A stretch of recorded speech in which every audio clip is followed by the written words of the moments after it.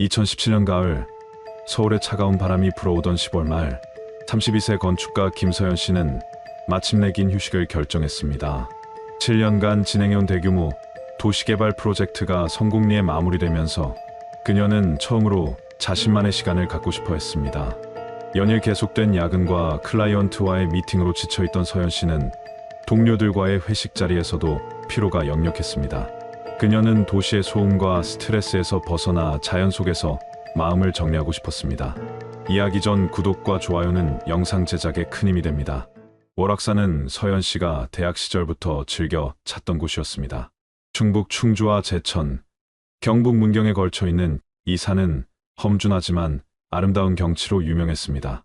특히 가을 단풍이 절정에 달하는 시기였기에 서연 씨는 2박 3일의 단독 산행을 계획했습니다. 그녀는 평소 체력 관리를 꾸준히 해왔고 등산 경험도 풍부했기 때문에 혼자서도 충분히 안전하게 다녀올 수 있다고 생각했습니다.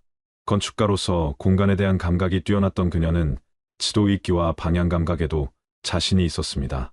출발 전날 밤, 함께 가기로 했던 회사 동료 박지훈 씨가 급성 맹장염으로 응급실에 실려갔습니다. 서연 씨는 잠시 망설였지만 결국 혼자 떠나기로 결심했습니다. 사실 그녀는 혼자만의 시간이 절실했고 산속에서 조용히 생각을 정리하고 싶었습니다. 최근 몇 달간 너무 바쁘게 살아왔던 자신을 돌아보고 앞으로의 인생 계획을 세우고 싶어 했습니다. 30을 넘긴 나이에 새로운 도전을 해야 할지 아니면 안정적인 길을 걸어야 할지 고민이 많았습니다. 10월 28일 토요일 새벽 6시, 서연 씨는 등산용 배낭에 2박 3일치 장비를 꼼꼼히 챙기고 자신의 하얀색 소형차에 올라탔습니다. 서울에서 충주까지는 약 2시간 정도의 거리였습니다. 차창 밖으로 지나가는 가을 풍경을 바라보며 오랜만에 평온한 마음을 느꼈습니다. 도시에서 벗어날수록 마음이 가벼워진 것을 느꼈습니다. 중간에 휴게소에서 잠깐 휴식을 취한 후 오전 10시경 월악산 국립공원에 도착했습니다. 매표소에서 입산 신고를 마친 서연 씨는 직원에게 2박 3일 일정을 알렸습니다. 직원은 혼자 산행을 떠나는 서연 씨의 모습을 선명히 기억했습니다. 깔끔한 등산복을 입고 전문적인 장비를 갖춘 그녀의 모습이 인상적이었기 때문입니다. 또한 요즘 드물게 혼자 장기간 산행을 하는 젊은 여성이어서 더욱 기억에 남았습니다. 점심시간이 지난 오후 1시경, 서연 씨는 등산로 초입의 편의점에서 추가로 물과 간식을 구입했습니다. 편의점 사장은 도시에서 온 여성이 혼자 늦은 시각에 입산하는 것을 우려하여 일찍 하산할 것을 권했습니다. 하지만 서연 씨는 미소를 지으며 산장에서 하룻밤 묵고 내려올 예정이라고 답했습니다. 그녀는 등산 지도를 펼쳐보며 코스를 다시 한번 확인했습니다. 첫날은 중간 지점의 산장까지 올라가고 둘째 날 정상을 거쳐 하산하는 계획이었습니다. 날씨도 맑고 바람도 적당해서 최적의 등산 조건이었습니다. 서연 씨는 휴대폰 배터리를 확인하고 비상용 보조 배터리도 챙긴 후 오후 2시경 본격적으로 등산로에 발을 내디뎠습니다. 그것이 김서연 씨를 본 마지막 목격이었습니다. 그 누구도 그때까지만 해도 이것이 영원한 이별이 될 줄은 몰랐습니다. 월요일 오후가 되어도 서연 씨와 연락이 닿지 않자 동생 민재 씨는 점점 불안해졌습니다. 평소 약속을 어기지 않는 누나의 성격을 잘 알고 있던 그는 계속해서 전화를 걸어보았지만 통화가 되지 않았습니다. 휴대폰은 계속 전원이 꺼진 상태였습니다. 처음에는 단순히 산에서 전파가 안 닿는다고 생각했지만 시간이 갈수록 불안감이 커져갔습니다. 서연 씨는 항상 하산 후 첫 번째로 민재 씨에게 안전하게 도착했다는 연락을 주는 사람이었습니다. 누나는 어머니를 일찍 여의고 민재 씨를 키워온 책임감 때문에 항상 자신의 안전을 우선시했습니다. 화요일 오전, 민재 씨는 월악산으로 직접 향했습니다. 민재 씨는 즉시 관리소에 신고했고 관리소 직원들이 나서서 초보적인 수색을 시작했습니다. 하지만 주요 등산로와 산장 주변을 살펴봐도 서연 씨의 흔적은 전혀 찾을 수 없었습니다. 오후가 되자 충주경찰서에 공식적인 실종 신고가 접수되었습니다. 경찰은 즉시 수색팀을 구성하여 대대적인 수색 작업에 착수했습니다. 수색 첫날부터 이상한 점들이 발견되었습니다. 서연 씨가 계획했던 등산로 어디에서도 그녀의 발자국이나 흔적을 찾을 수 없었습니다. 산장 관리인도 그런 여성을 본 적이 없다고 했습니다. 게다가 주 등산로에는 CCTV가 설치된 구간도 있었는데 그 어떤 영상에도 서연 씨의 모습은 포착되지 않았습니다. 마치 등산로 입구에서 공기처럼 사라진 것 같았습니다. 어디로 갔는지, 무엇이 일어났는지는 전혀 알 수 없었습니다. 경찰은 수색 범위를 점차 확대했습니다. 헬기까지 동원하여 월악산 전 지역을 수색했지만 며칠이 지나도 단 하나의 단서도 발견되지 않았습니다. 구조대원들은 절벽이나 계곡 같은 위험 지역까지 샅샅이 뒤졌지만 결과는 마찬가지였습니다. 민재 씨는 매일 현장에 나가서 구조대원들과 함께 누나를 찾아 헤맸습니다. 밤이 되어도 집으로 돌아가지 않고 산 아래 여관에서 묵으며 수색을 계속했습니다. 일주일이 지나자 언론에서도 이 사건에 관심을 보이기 시작했습니다. 건축가가 호련히 사라진 미스터리한 사건이라며 연일 보도가 이어졌습니다. 하지만 그 어떤 제보나 목격담도 들려오지 않았습니다. 김서연 씨는 마치 이 세상에서 완전히 증발해버린 사람이 되어버렸습니다. 2주간의 집중 수색에도 성과가 없자 경찰과 소방서는 공식적인 대규모 수색 작업을 중단한다고 발표했습니다. 인력과 예산의 한계, 그리고 현실적으로 생존 가능성이 희박하다는 판단 때문이었습니다. 하지만 민재 씨는 포기할 수 없었습니다. 그는 회사에 장기 휴가를 신청하고 월악산 근처에 임시로 거처를 마련했습니다. 충주 시내의 작은 고시원 방 하나를 얻어 그곳을 수색 작전의 본부로 삼았습니다. 민재 씨는 매일 아침 일찍 일어나 누나의 사진이 인쇄된 전단지를 들고 월악산 일대를 돌아다녔습니다. 등산로 입구, 주변 마을, 휴게소, 식당, 상점할 것 없이 사람이 있는 곳이면 어디든 찾아가서 전단지를 붙이고 혹시 누나를 본 적이 있는지 물어보았습니다. 대부분의 사람들은 동정 어린 눈빛으로 고개를 저었지만 민재 씨는 포기하지 않았습니다. 주말이면 서울에서 친구들과 동료들이 내려와 함께 수색을 도와주었습니다. 서연 씨의 건축사무소 직원들, 대학 동기들, 동네 친구들까지 많은 사람들이 자발적으로 참여했습니다. 그들은 등산복을 입고 산을 오르내리며 사소한 흔적이라도 놓치지 않으려고 노력했습니다. 하지만 시간이 갈수록 참여하는 사람들의 수는 줄어들었습니다. 각자의 일상으로 돌아가야 했기 때문입니다.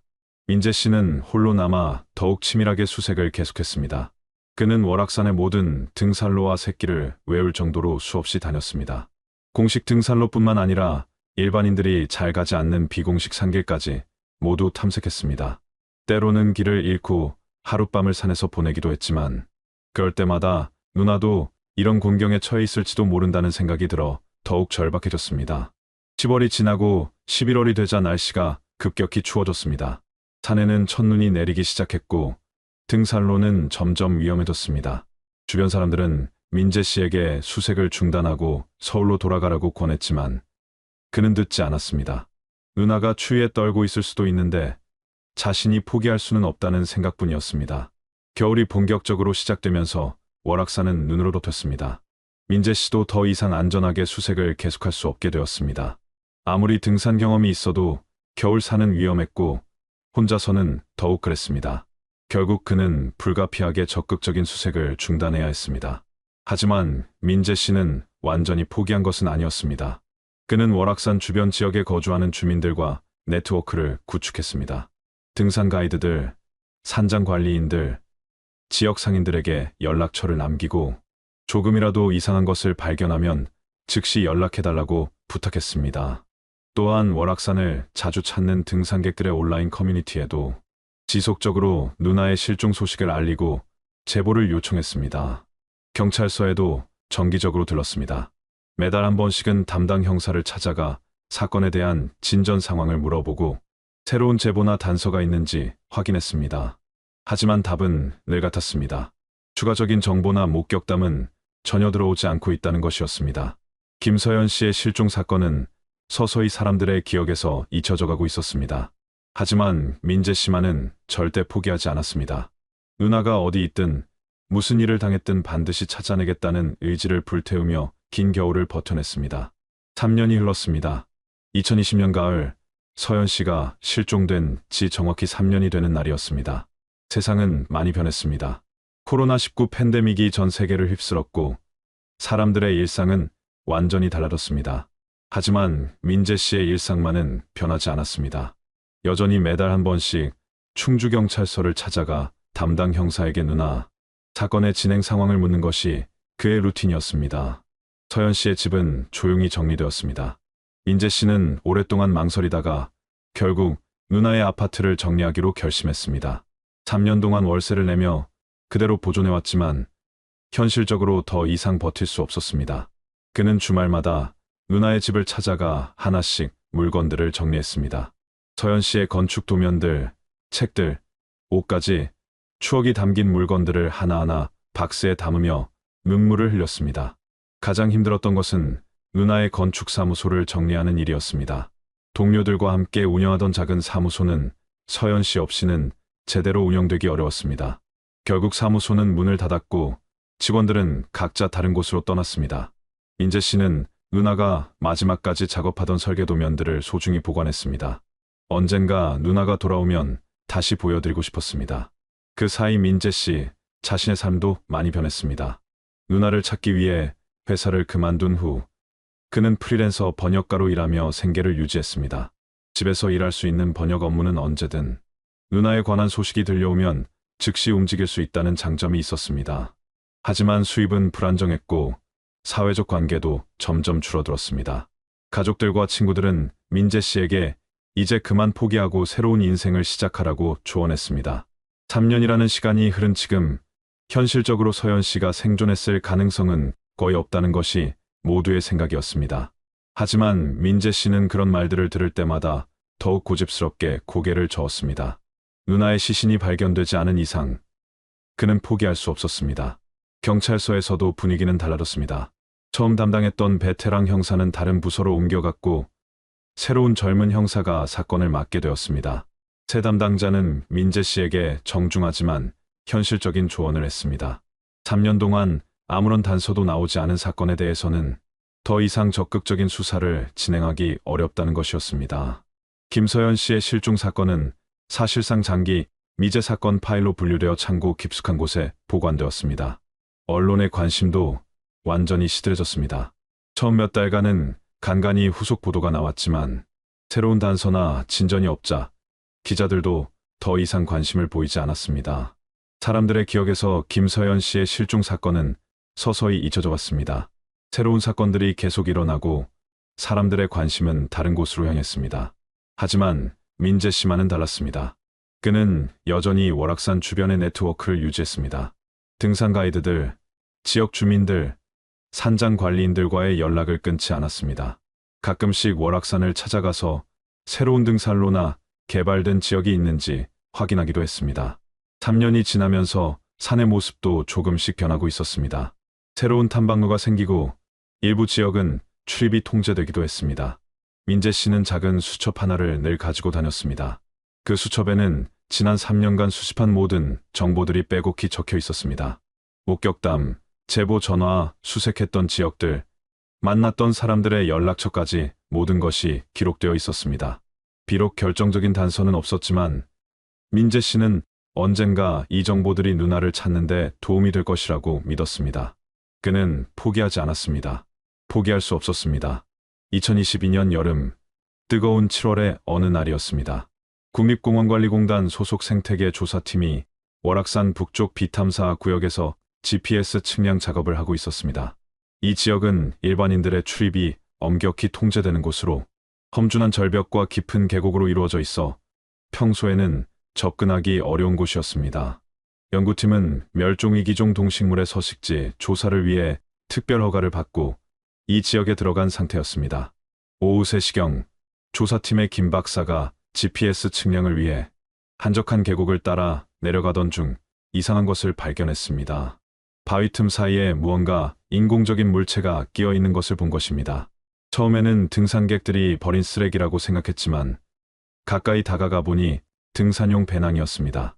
배낭은 오랜 세월 비바람에 시달려 색이 바래고 일부가 찢어져 있었지만 아직도 형태를 유지하고 있었습니다. 김 박사는 즉시 동료들을 불러 함께 배낭을 조사했습니다. 배낭 안에는 물에 젖어 형태를 알아볼 수 없는 의류들과 침낭, 그리고 몇 가지 등산 장비들이 들어 있었습니다. 하지만 가장 중요한 발견은 배낭 가장 안쪽 방수 주머니에서 나온 GPS 시계였습니다. 놀랍게도 이 시계는 아직 작동하고 있었습니다. 방수 기능이 뛰어난 전문 등산용 제품이었기 때문에 5년이라는 긴 시간 동안 버텨온 것이었습니다. 조사팀은 즉시 이 발견을 국립공원관리공단에 보고했고 관리공단은 경찰에 신고했습니다. 충주경찰서에서 출동한 수사팀이 천장을 정밀 조사한 결과 이 배낭이 5년 전 실종된 건축가 김서연 씨의 것일 가능성이 높다고 판단했습니다. 배낭의 브랜드와 색상, 그리고 내부에서 발견된 몇 가지 개인 물품들이 당시 실종 신고 시 기록된 내용과 일치했습니다. 가장 충격적인 것은 GPS 시계의 기록이었습니다. 시계에 저장된 마지막 GPS 좌표의 날짜는 2022년 6월 15일이었습니다. 즉, 김서연 씨가 실종된 2017년 10월부터 무려 5년 가까운 시간 동안 이 시계가 계속 작동하고 있었다는 뜻이었습니다. 이는 서연 씨가 실종 직후 즉시 사망한 것이 아니라 최소한 몇 년 동안은 어딘가에서 살아있었다는 것을 의미했습니다. 경찰이 민재 씨에게 이 소식을 전했을 때 그는 믿을 수 없다는 표정을 지었습니다. 5년 동안 아무런 단서도 없었는데 갑자기 이런 결정적인 증거가 나타났다는 것이 현실 같지 않았습니다. 하지만 경찰이 보여준 GPS 시계를 본 순간 그는 확신했습니다. 그것은 분명히 누나가 생일 선물로 받았던 바로 그 시계였습니다. 민재 씨는 즉시 월악산으로 달려갔습니다. 발견 현장은 일반인 출입금지 구역이어서 직접 들어갈 수는 없었지만 그는 주변 지역을 샅샅이 뒤졌습니다. 혹시 누나가 아직 어딘가에 살아있을 가능성에 온몸이 떨렸습니다. 5년이라는 긴 시간 동안 누나는 도대체 어디에서 무엇을 하고 있었던 것일까요?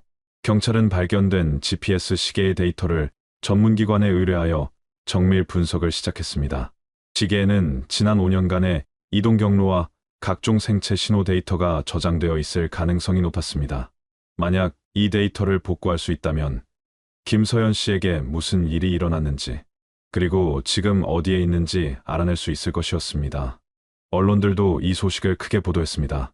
5년 전 미스터리하게 실종된 건축가의 흔적이 발견되었다는 뉴스는 다시 한번 사람들의 관심을 끌었습니다.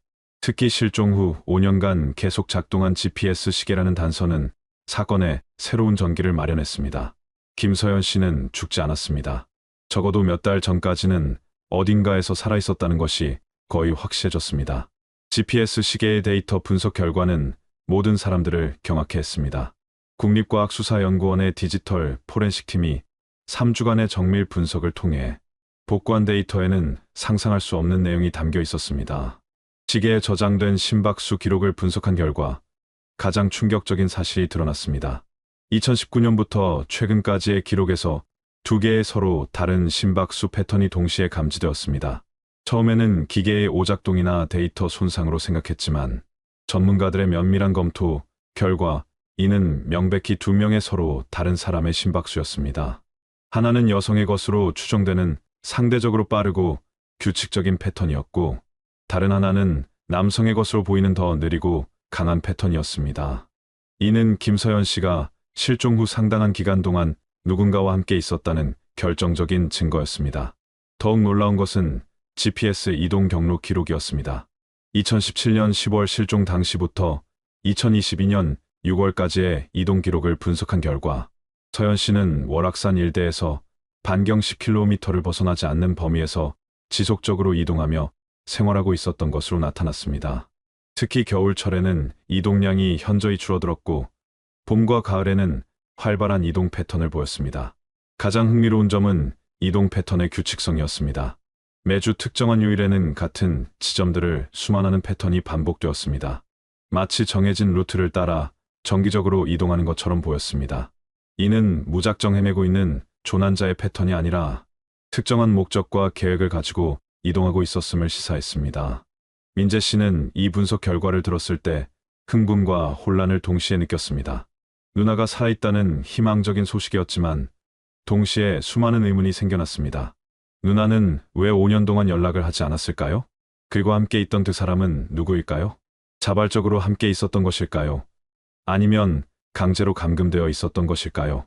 경찰은 즉시 수사팀을 재구성하여 본격적인 수사에 착수했습니다.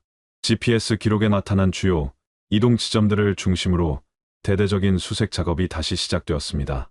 하지만 이번에는 5년 전과는 상황이 달랐습니다.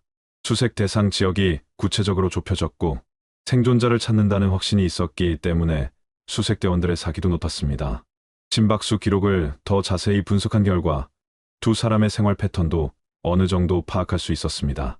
두 심박수는 거의 같은 시간에 활동하고 휴식을 취하는 패턴을 보였습니다. 이는 두 사람이 함께 생활하고 있으며 어느 정도 규칙적인 일상을 유지하고 있었음을 의미했습니다. 또한 스트레스 상황에서 나타나는 급격한 심박수 증가 패턴이 가끔씩 관찰되었는데 이는 두 사람 사이의 갈등이나 긴장 상황이 발생했을 가능성을 시사했습니다. 가장 최근 기록인 2022년 6월의 데이터는 더욱 의미심장했습니다. 마지막 며칠간의 기록에서는 여성 쪽의 심박수가 비정상적으로 불규칙해지는 패턴이 나타났습니다. 의료진의 분석에 따르면 이는 극도의 스트레스나 공포 상태 또는 질병으로 인한 것일 가능성이 높았습니다.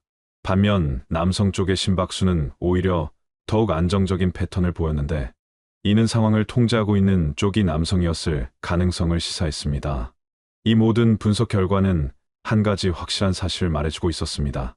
김서연 씨는 실종 후 최소 5년간 누군가와 함께 월악산 일대에서 생활하고 있었으며 그 관계는 자발적이지 않았을 가능성이 높다는 것이었습니다. 인재 씨는 이제 사건이 단순한 실종이 아닌 장기 감금 또는 억류 사건일 수 있다고 확신했습니다. 누나는 어딘가에 갇혀 있었고 누군가가 그녀를 5년 동안 감시하고 있었던 것입니다. GPS 시계의 분석 결과가 나오면서 경찰은 김서연 씨의 과거를 다시 면밀히 조사하기 시작했습니다. 5년 전 수사에서는 단순한 등산 중 실종으로 보았지만 이제는 의도적인 범죄 행위일 가능성을 염두에 두고 접근해야 했습니다. 수사팀은 서연 씨의 개인적 관계부터 업무상 갈등까지 모든 것을 재검토했습니다. 조사 과정에서 놀라운 사실이 드러났습니다. 2017년 당시 서연 씨가 설계를 담당했던 월악산 인근 대규모 리조트 개발 프로젝트에서 심각한 분쟁이 있었다는 것이었습니다. 당시 이 프로젝트는 총 사업비 500억 원 규모의 대형 공사였는데 서연 씨의 건축사무소가 설계를 담당하고 지역의 대형 건설업체가 시공을 맡기로 되어 있었습니다. 문제는 2017년 여름부터 시작되었습니다. 공사가 진행되면서 서연 씨는 시공업체의 부실 공사와 설계, 변경 요구에 강력히 반발했습니다. 특히 환경보호구역을 침범하는 무리한 공사 진행과 안전 기준을 무시한 시공에 대해 지속적으로 문제를 제기했습니다. 서연 씨는 여러 차례 공사 중단을 요구했고 결국 발주처의 설계 변경 승인을 거부한다는 공문을 보냈습니다. 이로 인해 공사는 중단 위기에 처했고 시공업체는 막대한 손실을 입게 되었습니다. 시공업체 관계자들은 서연 씨를 찾아와 설계 변경에 동의해달라고 압박했지만 그녀는 완강히 거부했습니다. 당시 건축사무소 직원들의 증언에 따르면 8월부터는 시공업체 관계자들의 협박성 전화가 빈번해졌고 사무실 앞에서 대기하는 수상한 사람들도 목격되었다고 했습니다. 가장 심각한 사건은 9월 말에 발생했습니다. 시공업체의 현장 소장 최모 씨가 직접 서연 씨의 사무실로 찾아와 격한 말다툼을 벌였습니다. 당시 사무실에 있던 직원들은 최 씨가 서연 씨에게 협박성 발언을 했다고 증언했습니다. 최 씨는 서연 씨에게 계약 철회하지 않으면 후회할 것이라고 했으며 심지어는 가족들의 안전까지 언급했다고 합니다. 서연 씨는 이 사건 직후 경찰서에 신고를 했지만 당시에는 단순한 업무상 갈등으로 처리되었습니다. 시공업체 측에서는 단순히 사업상 설득을 위한 것이었다고 해명했고 서연 씨도 더 이상 문제를 키우고 싶어 하지 않았기 때문에 사건은 무마되었습니다. 하지만 서연 씨는 주변 사람들에게 불안함을 토로했고 혹시 모를 상황에 대비해 중요한 서류들을 별도로 보관하기도 했습니다. 더욱 의미심장한 것은 시공업체의 배경이었습니다.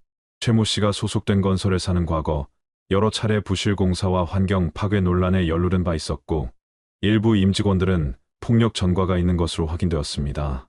또한 이 회사는 지역 정치권과 깊은 유착 관계를 맺고 있어서 각종 인허가 과정에서 특혜를 받아왔다는 의혹도 있었습니다. 경찰이 5년 만에 다시 이 사건을 들여다보자 당시에는 보이지 않았던 여러 가지 의심스러운 점들이 드러났습니다. 서연 씨가 실종되기 직전인 10월 중순 해당 리조트 프로젝트는 갑작스럽게 전면 중단되었습니다.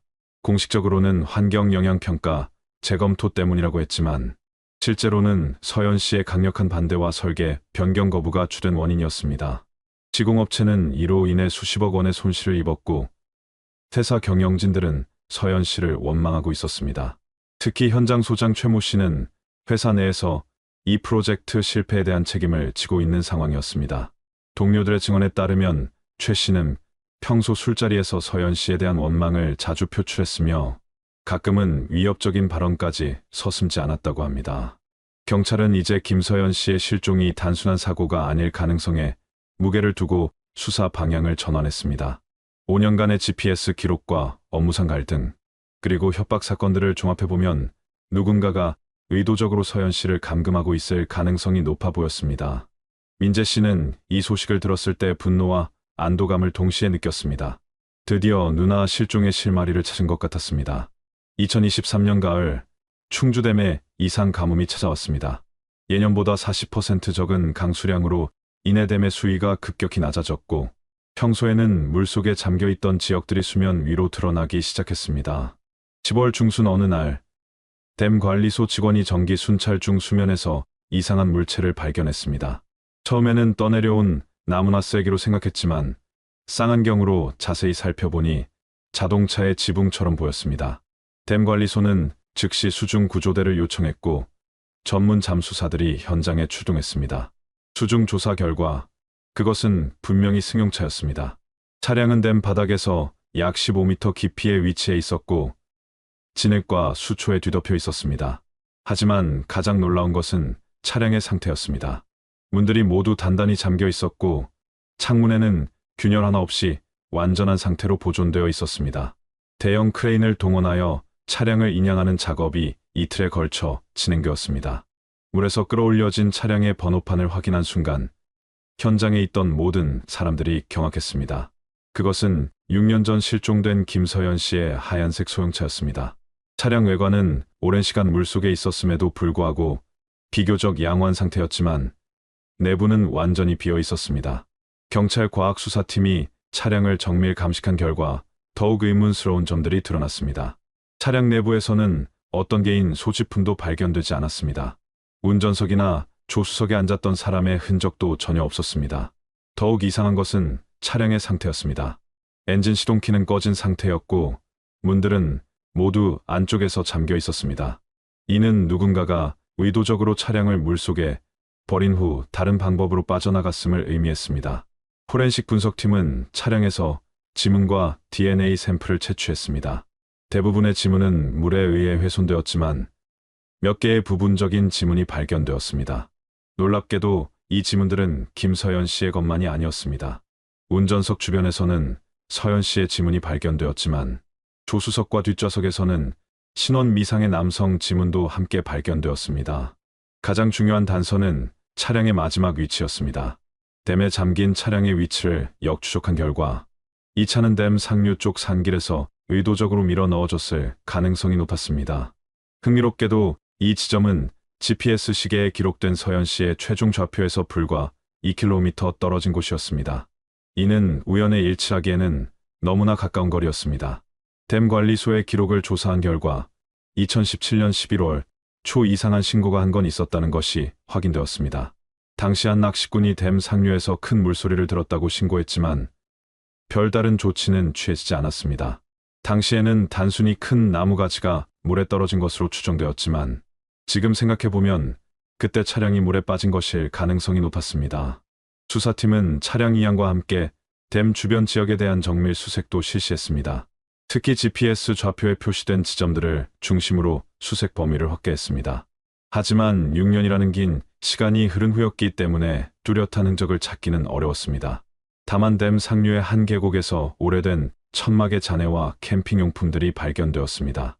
이 캠핑용품들을 분석한 결과 일부는 시중에서 쉽게 구할 수 있는 일반적인 제품들이었지만 몇 가지는 전문 등산용품점에서만 판매되는 고가의 장비들이었습니다. 특히 발견된 침낭은 서현 씨가 마지막 산행 때 가져갔다고 신고된 제품과 같은 모델이었습니다. 또한 캠핑용품 사이에서 의료용품들도 발견되었는데 이는 누군가가 장기간 이곳에서 생활했음을 시사했습니다. 차량 발견으로 이내 사건의 윤곽이 더욱 분명해졌습니다. 김서연 씨는 2017년 10월 월악산에서 실종된 후 누군가에 의해 댐 상류 지역에서 감금되어 생활하다가 11월 초 그녀의 차량은 증거 인멸을 위해 댐에 던져진 것으로 추정되었습니다.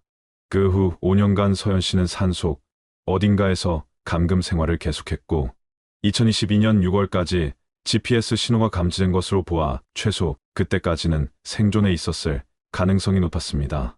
민재 씨는 차량 발견 소식을 듣고 현장으로 달려왔을 때 복잡한 감정에 휩싸였습니다. 누나의 흔적을 찾았다는 안도감과 동시에 그녀가 겪었을 고통을 생각하니 분노가 치밀었습니다. 차량 인양과 함께 발견된 새로운 단서들을 바탕으로 경찰은 본격적인 용의자 수사에 착수했습니다. 가장 유력한 용의자는 당연히 2017년 서연 씨와 격렬한 갈등을 벌였던 건설회사 현장 소장 최철민 씨였습니다. 경찰은 최 씨를 참고인 신분으로 소환하여 조사를 실시했습니다. 하지만 최 씨의 반응은 예상과 달랐습니다. 그는 당당하게 조사실에 나타났고 변호사도 동석하지 않은 채 수사관들의 질문에 답했습니다. 최 씨는 2017년 서연 씨와의 갈등에 대해 솔직하게 인정했습니다. 당시 리조트 프로젝트의 현장 소장으로서 공사 진행에 차질이 생기자 감정적으로 대응했다는 것이었습니다. 특히 9월 말 서연 씨의 사무실을 찾아가 격한 말다툼을 벌인 것도 사실이라고 했습니다. 하지만 그는 단순한 업무상 갈등이었을 뿐 폭력이나 협박을 가한 적은 없다고 주장했습니다. 수사관들이 서연 씨 실종 당일인 2017년 10월 28일에 알리바이를 묻자 최 씨는 당일 오전부터 저녁까지 회사 동료들과 함께 다른 공사 현장에 있었다고 답했습니다. 실제로 경찰이 확인한 결과 최 씨는 당일 충북 제천의 한 공사 현장에서 여러 명의 동료들과 함께 작업회의에 참석했다는 증언을 확보할 수 있었습니다. 시간대로 보면 서연 씨가 월악산에 입산한 시각에 최 씨는 50km 떨어진 곳에 있었던 셈이었습니다. 하지만 수사관들은 최 씨의 진술에서 이상한 점을 발견했습니다. 최 씨는 서연 씨 실종 소식을 언제 들었느냐는 질문에 당황스러워하며 정확한 날짜를 기억하지 못한다고 했습니다. 또한 당시 회사 내에서 서연 씨 실종에 대한 반응이 어떠했느냐는 질문에도 모호한 답변을 했습니다. 동료들의 증언에 따르면 최 씨는 서연 씨 실종 소식을 들었을 때 의외로 담담한 반응을 보였다고 했습니다. 경찰은 최 씨의 통화 기록과 카드 사용 내역, 그리고 차량 이동 경로까지 모두 조사했습니다. 2017년 10월부터 11월까지의 기록을 면밀히 분석한 결과 몇 가지 의심스러운 점들이 발견되었습니다. 10월 29일 새벽 시간대에 최 씨의 휴대폰이 월악산 인근 지역에서 기지국에 접속한 기록이 있었습니다. 또한 11월 2일에는 충주댐 상류 지역 주유소에서 카드를 사용한 기록도 있었습니다. 이에 대해 최 씨는 당시 다른 공사 현장 답사를 위해 그 지역을 지나갔을 뿐이라고 해명했습니다. 하지만 회사 기록을 확인한 결과 해당 날짜에 월악산 인근에서 진행 중인 프로젝트는 없었던 것으로 드러났습니다. 또한 최 씨가 주장하는 답사 일정도 공식 기록에는 없었습니다. 수사가 진행될수록 최 씨의 진술에는 모순이 늘어났습니다. 특히 GPS 시계에서 발견된 두 번째 심박수의 주인이 누구냐는 질문에 최 씨는 강하게 부인했습니다. 자신은 서연 씨 실종과 전혀 관계없으며 실종 이후 단 한 번도 그녀를 만난 적이 없다고 주장했습니다. 하지만 수사관들이 최 씨의 DNA 샘플 제공을 요청하자 그는 변호사와 상의하겠다며 거부 의사를 밝혔습니다. 한편 경찰은 최 씨의 주변 인물들에 대한 조사도 병행했습니다. 건설회사 동료들과 가족, 친구들을 상대로 광범위한 조사를 실시한 결과 흥미로운 증언들이 나왔습니다. 최 씨의 전 직장 동료는 그가 평소 술을 마시면 폭력적인 성향을 보였다고 증언했습니다. 또한 과거 공사 현장에서 하청업체 직원과 몸싸움을 벌인 적도 있다고 했습니다. 더욱 결정적인 증언은 최 씨의 처남으로부터 나왔습니다. 그는 2018년 설날 가족 모임에서 최 씨가 술에 취해 이상한 말을 했다고 증언했습니다. 최 씨는 그날 서연 씨에 대한 이야기를 꺼내며 그녀가 얼마나 고집스럽고 완고한 사람이었는지 이야기했다고 합니다. 그러면서 사람은 때로 자신의 고집 때문에 큰 대가를 치게 된다는 의미심장한 말을 했다고 했습니다. 경찰은 또한 최 씨가 2017년 이후 구입한 차량과 부동산, 그리고 금융거래 내역도 조사했습니다. 특이하게도 최 씨는 2018년 초 갑자기 고가의 캠핑 장비들을 대량 구입한 기록이 있었습니다. 텐트, 침낭, 버너, 랜턴 등 산에서 장기간 생활할 수 있는 장비들이었습니다. 이에 대해 최 씨는 취미로 캠핑을 시작했기 때문이라고 해명했지만 주변 사람들은 그가 평소 야외 활동에 관심이 없었다고 증언했습니다. 수사가 깊어질수록 최 씨를 둘러싼 의혹은 커져만 갔습니다. 하지만 결정적인 물적 증거는 여전히 부족한 상황이었습니다. 경찰은 최 씨에게 구속영장을 신청할지 고민하고 있었고 민재 씨는 수사 진행 상황을 들을 때마다 답답함을 느꼈습니다. 누나를 6년 동안 감금했을 가능성이 높은 용의자를 찾았지만 법적으로 처벌하기 위해서는 더 확실한 증거가 필요했습니다. 국립과학수사연구원의 최종 분석 보고서가 나왔을 때 모든 사람들은 충격에 빠졌습니다. GPS 시계의 메모리에서 복구된 마지막 데이터에는 서현 씨가 직접 입력한 것으로 보이는 짧은 메시지가 저장되어 있었습니다. 2022년 6월 13일 오후 11시 47분, 그녀의 마지막 흔적이었습니다. 시계의 작은 화면에 손가락으로 힘겹게 입력했을 것으로 추정되는 그 메시지는 단 한 줄이었습니다. 나는 돌아가려 했다. 이 메시지와 함께 발견된 GPS 좌표는 월악산 북쪽 깊은 계곡, 일반인은 절대 접근할 수 없는 험준한 지역을 가리키고 있었습니다. 좌표를 분석한 결과 그곳은 5년간 서현 씨의 주요 이동 경로에서 가장 멀리 떨어진 지점이었습니다. 마치 마지막 순간에 도망치려 했던 것처럼 보였습니다. 경찰은 즉시 특수 구조대를 동원하여 해당 지점으로 향했습니다. 헬기로만 접근이 가능한 그 지역은 깎아지른 절벽과 울창한 숲으로 둘러싸여 있었습니다. 수색 대가 로프를 이용해 절벽을 타고 내려간 끝에 발견한 것은 작은 동굴이었습니다. 동굴 입구는 나뭇가지와 돌로 교묘하게 가려져 있어서 일반적인 수색으로는 발견하기 어려운 곳이었습니다. 동굴 내부에서 발견된 것들은 모든 사람들을 경악하게 했습니다. 간단한 침구와 생필품, 그리고 몇 년간 사용했을 것으로 보이는 생활용품들이 정돈되어 있었습니다. 동굴 한쪽에는 손글씨로 쓰인 일기장들이 발견되었습니다. 2017년부터 2022년까지 서현 씨가 5년간 감금 생활을 하면서 남긴 기록들이었습니다. 일기의 내용은 참담했습니다. 서현 씨는 2017년 10월 월악산 등산 중 누군가에게 납치되어 이곳으로 끌려왔다고 기록되어 있었습니다. 범인은 그녀를 이 동굴에 가두고 정기적으로 음식과 생필품을 가져다 주었지만 절대 밖으로 나가지 못하게 감시했습니다. 일기에는 탈출을 시도할 때마다 범인이 나타나 위협했다는 내용이 반복적으로 나타났습니다. 가장 충격적인 것은 2022년 6월의 마지막 일기였습니다. 서현 씨는 그 사람이 점점 이상해지고 있다고 썼습니다. 음식을 가져오는 횟수가 줄어들었고 가져올 때마다 술에 취한 상태였다고 했습니다. 그리고 마지막 며칠간은 그 사람이 자신을 해칠 것 같다는 두려움을 표현했습니다. 마지막 일기는 6월 12일자로 내일 기회가 되면 탈출을 시도하겠다는 내용이었습니다. 동굴에서는 서현 씨의 흔적뿐만 아니라 범인의 것으로 보이는 물건들도 발견되었습니다. 담배꽁초, 소주병, 그리고 작업복 조각 등이 있었습니다. DNA 감식 결과 이 물건들에서 최철민 씨의 것과 일치하는 유전자가 검출되었습니다. 드디어 결정적인 물적 증거가 나온 것이었습니다. 경찰은 즉시 최철민 씨에 대한 긴급 체포 영장을 신청했습니다. 하지만 최 씨는 이미 행방을 감춘 상태였습니다. 그의 집과 직장을 수색했지만 이미 며칠 전부터 나타나지 않고 있었습니다. 전국적인 수배령이 내려졌고 공항과 항만, 주요 교통시설의 검문이 강화되었습니다. 민재 씨는 누나의 일기를 읽으면서 오열했습니다. 6년간 누나가 겪었던 고통과 절망이 고스란히 드러나 있었습니다. 동시에 분노가 치밀었습니다. 최철민이란 자가 6년 동안 누나를 감금하고 고문했다는 사실을 받아들이기 어려웠습니다. 그는 경찰에게 최 씨를 반드시 찾아달라고 애원했습니다. 하지만 가장 중요한 질문은 여전히 남아 있었습니다. 김서연 씨는 지금 어디에 있을까요? 동굴에서는 그녀의 시신이 발견되지 않았습니다.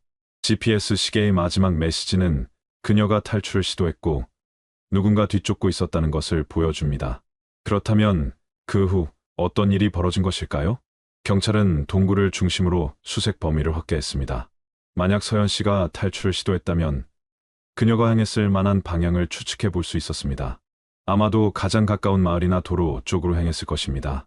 수색대는 동굴에서 마을로 향하는 모든 가능한 경로를 샅샅이 뒤지기 시작했습니다.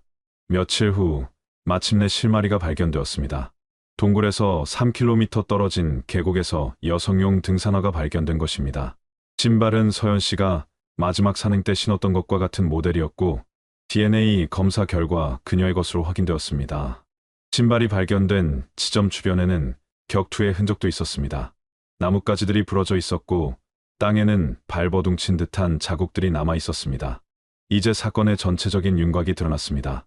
김서연 씨는 6년간 최철민에게 감금되어 있다가 2022년 6월 탈출을 시도했고 추격 끝에 이 계곡에서 마지막 격투가 벌어진 것으로 보였습니다.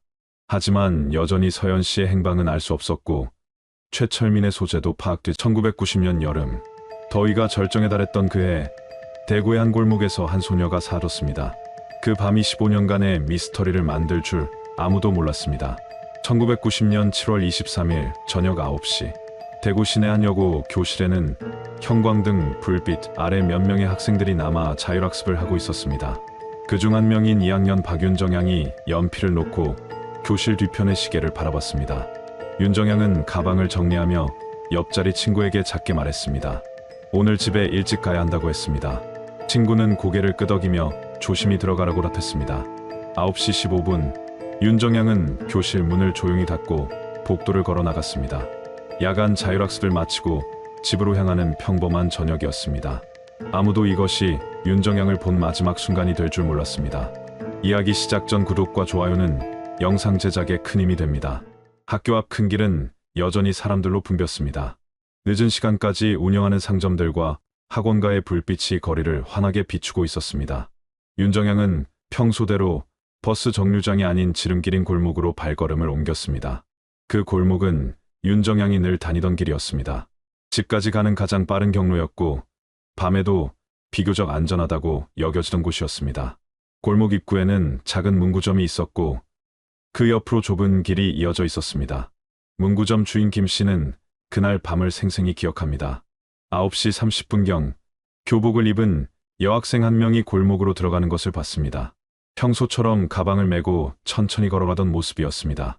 김 씨는 나중에 증언했습니다. 그 학생이 골목 안쪽으로 사라진 후 10분쯤 지나서 쿵 하는 무거운 소리가 들렸다고 했습니다. 마치 뭔가 큰 것이 무너지는 소리 같았다고 기억했습니다. 하지만 그 소리가 그렇게 중요한 단서가 될 줄은 아무도 몰랐습니다. 당시에는 건설 현장이 많던 시기였고 밤늦게까지 공사하는 소음은 흔한 일이었습니다. 그날 밤 11시 윤정양의 어머니 박순자 씨는 딸이 돌아오지 않자 불안해하기 시작했습니다. 평소 윤정양은 자율학습을 마치면 10시 30분에는 집에 도착했습니다. 30분이 지나도 오지 않자 어머니는 현관문을 열고 골목을 내다봤습니다. 박순자 씨는 남편에게 말했습니다. 윤정양이 아직 안 왔다고, 뭔가 이상하다고 했습니다. 아버지 박철수 씨는 학원에 들렀을 수도 있다며 조금 더 기다려보자고 답했습니다. 자정이 넘어서도 윤정양은 돌아오지 않았습니다. 부모는 더 이상 기다릴 수 없어 직접 학교와 학원을 찾아다녔습니다. 하지만 어디서도 딸의 행방을 알 수 없었습니다. 새벽 2시 박철수 씨는 결국 경찰서에 신고 전화를 걸었습니다. 고등학교 2학년인 딸이 자율학습을 마치고 집에 오던 중 실종됐다고 신고했습니다. 경찰서 당직자는 몇 가지 질문을 했습니다. 가출한 적이 있는지, 가족과 갈등이 있었는지 물어봤습니다. 박철수 씨는 1년 전 친구들과 영화를 보고 늦게 들어온 적이 있지만 이번은 다르다고 강조했습니다. 새벽 3시 이재혁 형사에게 출동 명령이 떨어졌습니다. 35세의 베테랑 형사였던 그는 수많은 실종 사건을 다뤄본 경험이 있었습니다. 대부분이 가출이나 일시적 실종이었습니다. 현장에 도착한 이재혁 형사는 부모와 면담했습니다. 박순자 씨는 눈물을 흘리며 딸이 평소와 다른 행동을 보인 적이 없다고, 이번엔 정말 뭔가 잘못됐다고 호소했습니다. 새벽 4시 이재혁 형사는 윤정양이 마지막으로 목격된 골목으로 향했습니다. 문구점은 이미 문을 닫은 상태였고 골목은 가로등 몇 개만이 어둠을 밝히고 있었습니다. 형사는 손전등을 켜고 골목 구석구석을 살펴봤습니다. 하지만 전날 밤부터 내린 비로 인해 발자국이나 기타 단서들은 이미 씻겨 사라진 후였습니다. 골목 중간쯤에는 건설 현장이 있었습니다. 새로 짓고 있는 상가, 건물의 기초 공사가 한창이었습니다. 공사 자재들이 곳곳에 흩어져 있었고 임시 울타리가 쳐져 있었습니다. 이재혁 형사는 건설 현장 주변을 자세히 살펴봤습니다. 하지만 특별한 흔적은 발견할 수 없었습니다. 비에 젖은 흙바닥은 발자국 하나 남아있지 않았습니다. 새벽 5시 동이 터오기 시작했습니다. 이재혁 형사는 현장 조사를 마치고 돌아갔습니다. 아직 확실한 단서는 없었지만 뭔가 석연치 않은 기분이 들었습니다. 그 시각 윤정양의 부모는 한잠도 자지 못한 채 딸의 귀가를 기다리고 있었습니다. 혹시라도 딸이 돌아올까봐 현관문을 열어두고 밤새 기다렸습니다. 아침이 되자 소식은 동네로 퍼졌습니다. 박신의 딸이 어젯밤부터 집에 안 들어왔다는 소문이 돌았습니다. 하지만 대부분의 사람들은 또 가출한 것이라고 생각했습니다. 이웃집 아주머니는 말했습니다. 요즘 애들이 다 그렇다고 며칠 지나면 돌아올 거라고 했습니다. 하지만 박순자 씨는 고개를 저으며 이번은 정말 다르다고 말했습니다. 1990년 7월 24일 오전 8시 박윤정양이 사라진 지 12시간이 지났습니다. 그 12시간이 15년이라는 긴 미스터리의 시작이었습니다. 1990년 7월 24일 오전 9시 이재혁 형사는 본격적인 수사에 착수했습니다. 먼저 윤정양의 학교를 방문해 담임교사와 친한 친구들을 만났습니다. 담임교사 김 선생님은 윤정양에 대해 이렇게 증언했습니다. 성실하고 조용한 학생이었다고, 특별히 문제를 일으킨 적도 없었다고 말했습니다. 최근에도 평소와 다른 모습을 보이지 않았다고 했습니다. 윤정양의 단짝 친구 이미경 양은 어제 자율학습 시간에 윤정양과 마지막으로 대화했다고 증언했습니다. 집에 일찍 가야 한다고 했지만 특별한 이유는 말하지 않았다고 했습니다. 교실 앞자리에 앉던 정수진 양도 비슷한 증언을 했습니다. 윤정양이 평소보다 조금 서둘러 가방을 챙기는 것 같았지만 특별해 보이지는 않았다고 말했습니다. 이재혁 형사는 윤정양이 다니던 수학학원도 방문했습니다. 학원 원장은 윤정양이 성실한 학생이었다고 말했습니다. 어제는 학원에 오지 않았지만 미리 연락을 받지는 못했다고 했습니다. 학원 같은 반 학생들도 마찬가지였습니다. 윤정양이 결석한다는 말을 들은 적이 없다고 했습니다. 평소 빠지지 않고 나오던 학생이었는데 어제만 오지 않았다고 증언했습니다. 오후 2시 이재혁 형사는 다시 사건 현장인 골목을 찾았습니다. 낮에 보니 골목의 구조가 더 선명하게 보였습니다. 입구에서 안쪽까지는 약 200m 정도의 거리였습니다. 골목 중간쯤에 위치한 건설 현장을 자세히 살펴봤습니다. 3층짜리 상가 건물을 짓고 있었는데 현재는 지하 기초 공사 단계였습니다. 콘크리트 타설을 위한 준비 작업이 한창이었습니다. 건설 현장 관리자인 최 씨를 만났습니다. 어제 밤 현장에 사람이 있었는지 물어봤습니다. 최 씨는 정규 근무 시간이 끝난 후에는 아무도 없었다고 그랬습니다. 하지만 최 씨는 한 가지 이상한 점을 언급했습니다. 오늘 아침 출근해보니 쌓아둔 벽돌 더미가 일부 무너져 있었다고 했습니다. 어제까지는 멀쩡했는데 무엇 때문인지 모르겠다고 말했습니다. 이재혁 형사는 무너진 벽돌 더미를 자세히 관찰했습니다. 높이 2m 정도로 쌓여있던 벽돌들이 한쪽으로 쏟아져 있었습니다. 비 때문일 수도 있지만 뭔가 충격을 받은 것 같아 보였습니다. 현장 주변을 더 살펴보던 형사는 땅에서 작은 금속 조각을 발견했습니다. 시계 부품처럼 보이는 조각이었습니다. 하지만 워낙 작은 조각이라 무엇인지 정확히 알 수 없었습니다. 오후 4시 이재혁 형사는 골목 주변 상인들을 만나 증언을 들었습니다. 대부분은 어제 밤 특별한 것을 보거나 듣지 못했다고 답했습니다. 하지만 골목 입구에서 떡볶이 가게를 운영하는 이 씨는 다른 증언을 했습니다. 어제 밤 10시쯤 골목에서 쾅 하는 소리를 들었다고 말했습니다. 건설 현장 쪽에서 나는 소리 같았다고 했습니다. 문구점 주인 김 씨도 다시 만나 자세한 얘기를 들었습니다. 김 씨는 그 여학생이 골목으로 들어간 정확한 시간을 9시 30분이라고 확신했습니다. 그리고 10분 후쯤 큰 소리가 났다고 다시 한번 증언했습니다. 오후 6시 이재혁 형사는 윤정양의 집으로 갔습니다. 부모는 여전히 딸의 소식을 기다리며 전화기 앞에 앉아 있었습니다.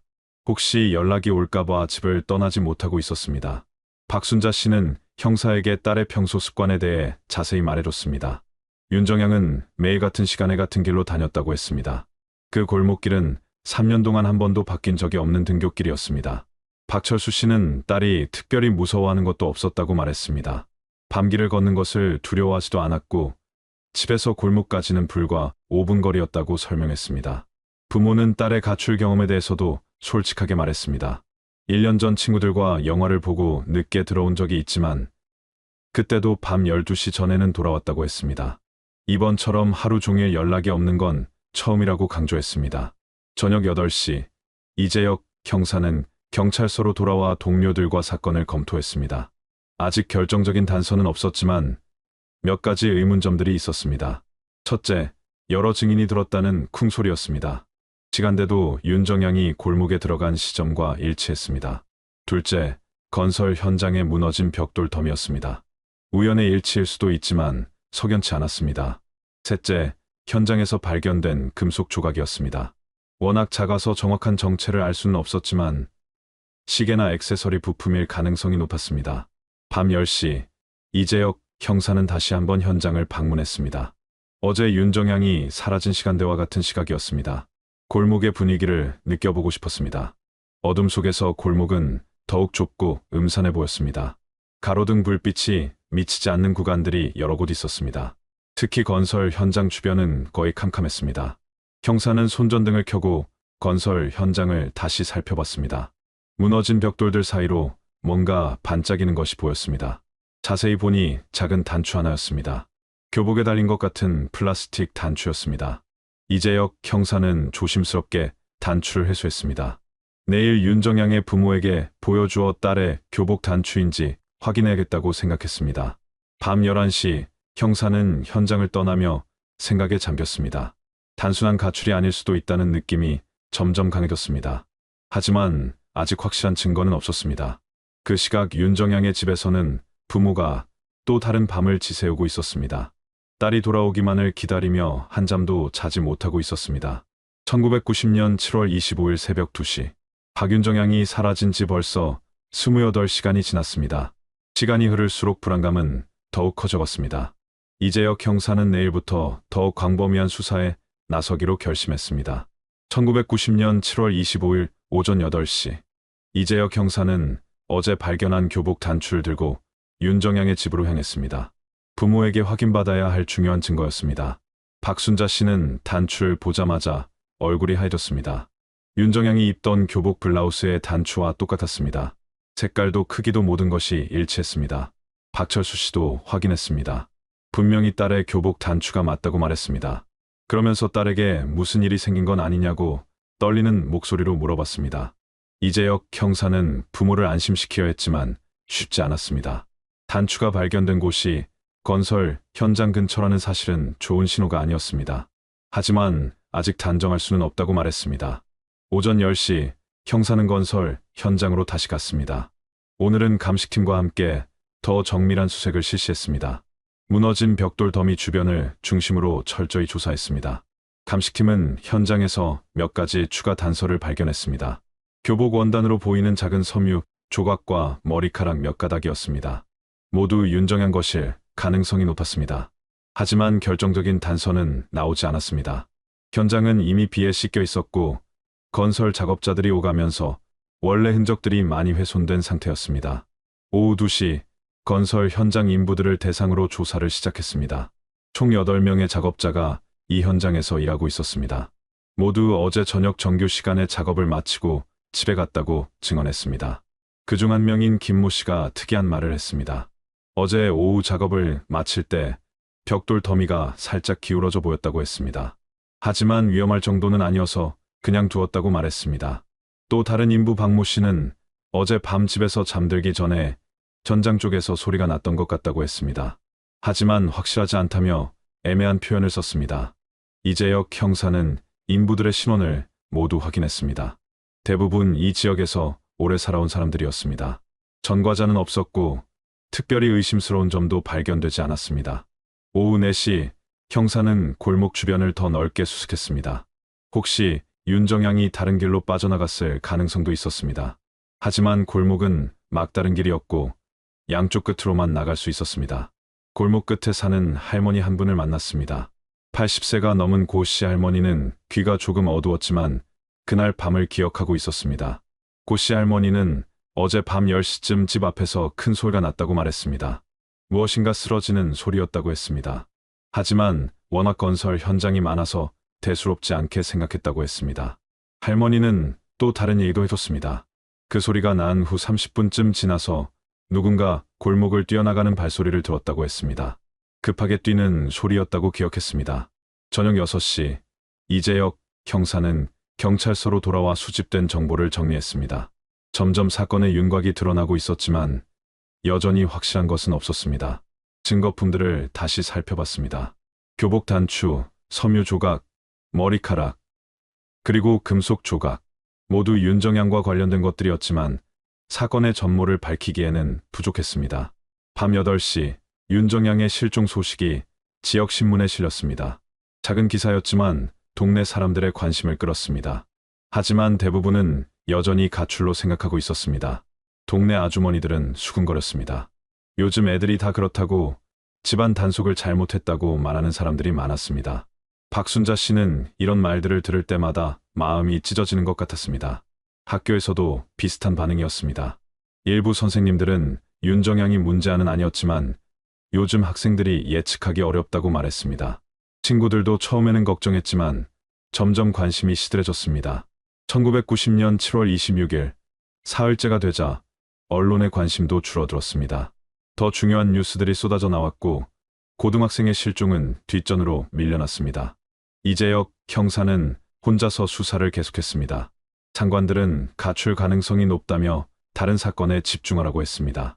하지만 형사는 포기할 수 없었습니다. 오전 10시, 형사는 다시 현장을 찾았습니다. 건설 작업이 계속되면서 현장의 모습이 조금씩 바뀌고 있었습니다. 증거가 더 사라지기 전에 뭔가 찾아야 했습니다. 이날도 새로운 단서는 발견되지 않았습니다. 하지만 이재혁 형사는 계속 현장을 지켜봤습니다. 건설 인부들의 행동도 유심히 관찰했습니다. 인부들 중 한 명인 이모 씨가 유독 신경질적으로 보였습니다. 경찰이 올 때마다 불편해하는 기색이 역력했습니다. 하지만 별다른 의심스러운 행동은 보이지 않았습니다. 오후 3시, 윤정양의 어머니 박순자 씨가 현장으로 왔습니다. 딸을 찾겠다며 골목 구석구석을 뒤지기 시작했습니다. 보는 사람들의 마음을 아프게 하는 광경이었습니다. 박순자 씨는 딸의 이름을 부르며 골목을 걸어 다녔습니다. 혹시 어딘가에 숨어 있을지도 모른다는 희망을 버리지 못했습니다. 하지만 대답은 없었습니다. 저녁 7시, 박순자 씨는 건설 현장 앞에서 무릎을 꿇고 울기 시작했습니다. 지나가는 사람들에게 딸을 본 적이 있는지 물어봤습니다. 대부분 고개를 저었습니다. 동네 사람들은 박순자 씨를 안쓰럽게 바라봤습니다. 하지만 여전히 많은 사람들이 가출이라고 생각하고 있었습니다. 며칠 지나면 돌아올 거라고 위로하는 말만 했습니다. 이재혁 형사는 박순자 씨를 집으로 모셔다 드렸습니다. 부모의 마음을 이해하지만 이렇게 나와서 헤매는 것은 도움이 되지 않는다고 말했습니다. 밤 10시, 형사는 홀로 골목에 남았습니다. 윤정양이 사라진 지 정확히 72시간이 지났습니다. 시간이 흐를수록 실종자를 찾을 가능성은 줄어들었습니다. 하지만 이재혁 형사는 포기하지 않았습니다. 분명히 이 골목 어딘가에 답이 있다고 믿었습니다. 내일도 모레도 계속 찾겠다고 다짐했습니다. 1990년 7월 27일 새벽, 박윤정양의 실종은 점점 미궁 속으로 빠져들고 있었습니다. 하지만 한 사람만은 끝까지 진실을 찾겠다고 마음먹고 있었습니다. 1990년 8월 15일, 박윤정양이 실종된 지 3주가 지났습니다. 여름 휴가철이 되면서 사람들의 관심은 완전히 다른 곳으로 향했습니다. 경찰서에서는 공식적으로 수사를 축소했습니다. 다른 긴급한 사건들이 밀려 들어왔고 실종 사건에 투입할 인력이 부족했습니다. 윤정양 사건은 장기 미제 사건으로 분류했습니다. 이재혁 형사만이 홀로 수사를 이어갔습니다. 근무 시간이 끝난 후 개인 시간을 내어 골목을 찾았습니다. 동료들은 그를 이상하게 바라봤지만 말리지는 않았습니다. 건설 현장에서는 공사가 계속 진행됐습니다. 지하 기초 공사가 완료되고 1층 골조 공사가 시작됐습니다. 윤정양과 관련된 흔적들은 점점 더 찾기 어려워졌습니다. 윤정양의 부모는 여전히 딸을 기다리고 있었습니다. 박순자 씨는 매일 저녁 골목 입구에 나와 서 있었습니다. 혹시 딸이 돌아올까봐 하루도 빠지지 않고 나왔습니다. 박철수 씨는 직장에서 조기 퇴근의 아내와 함께 딸을 기다렸습니다. 두 사람은 말없이 골목을 바라보며 시간을 보냈습니다. 지나가는 사람들이 안쓰럽게 바라봤지만 별다른 위로는 해주지 않았습니다. 9월이 되자 새학기가 시작했습니다. 윤정양의 자리는 비어 있었지만 곧 다른 전학생으로 채워졌습니다. 학교에서는 윤정양에 대한 이야기를 하는 사람이 거의 없어졌습니다. 단짝 친구 이미경 양만이 때때로 윤정양을 그리워했습니다. 하지만 시간이 지나면서 그마저도 점점 흐릿해져 갔습니다. 새로운 친구들과 새로운 추억을 만들어갔습니다. 10월 중순 골목에 첫 추위가 찾아왔습니다. 박순자 씨는 두꺼운 외투를 입고도 매일 나와 기다렸습니다. 이웃들이 집에 들어가라고 말해도 고집스럽게 버텼습니다. 이재혁 형사는 여전히 포기하지 않았습니다. 주말마다 골목을 찾아 새로운 단서가 있는지 확인했습니다. 하지만 건설 공사가 진행되면서 원래 모습은 완전히 바뀌어 있었습니다. 11월에는 상가 건물의 외관이 거의 완성됐습니다. 예쁜 타일로 마감된 건물은 과거의 흔적을 완전히 지워버렸습니다. 그곳에서 무슨 일이 일어났는지 아무도 알 수 없게 됐습니다. 동네 사람들은 이제 윤정양의 실종을 기정사실로 받아들였습니다. 가출한 아이가 돌아오지 않는 것이라고 생각했습니다. 더 이상 그 이야기를 꺼내는 사람도 없었습니다. 12월 크리스마스가 다가왔습니다. 다른 집들은 모두 따뜻한 불빛으로 장식했지만 박씨네 집만은 조용했습니다. 축제 분위기와는 전혀 어울리지 않는 침묵이 흘렀습니다. 박순자 씨는 딸을 위해 크리스마스 케이크를 사왔습니다. 혹시 딸이 돌아와서 함께 먹을 수 있을까 하는 마음에서였습니다. 하지만 케이크는 그대로 굳어버렸습니다. 1991년 새해가 밝았습니다. 사람들은 새로운 희망을 이야기했지만 박씨네에게는 여전히 절망뿐이었습니다. 딸 없는 새해는 의미가 없었습니다. 이재혁 형사는 새해 첫날에도 골목을 찾았습니다. 6개월 동안 한 번도 포기하지 않았습니다. 동료들은 그를 집착한다고 말했지만 형사는 신경 쓰지 않았습니다. 상가 건물에는 점포들이 하나씩 들어서기 시작했습니다. 1층에는 편의점과 분식점이 들어왔고 2층에는 학원들이 문을 열었습니다. 평범한 상가 건물로 변해갔습니다. 그 건물을 지나다니는 사람들은 그곳에서 한 소녀가 사라졌다는 사실을 모르고 있었습니다. 일상적인 삶이 이어지고 있었고 과거의 비극은 잊혀져 갔습니다.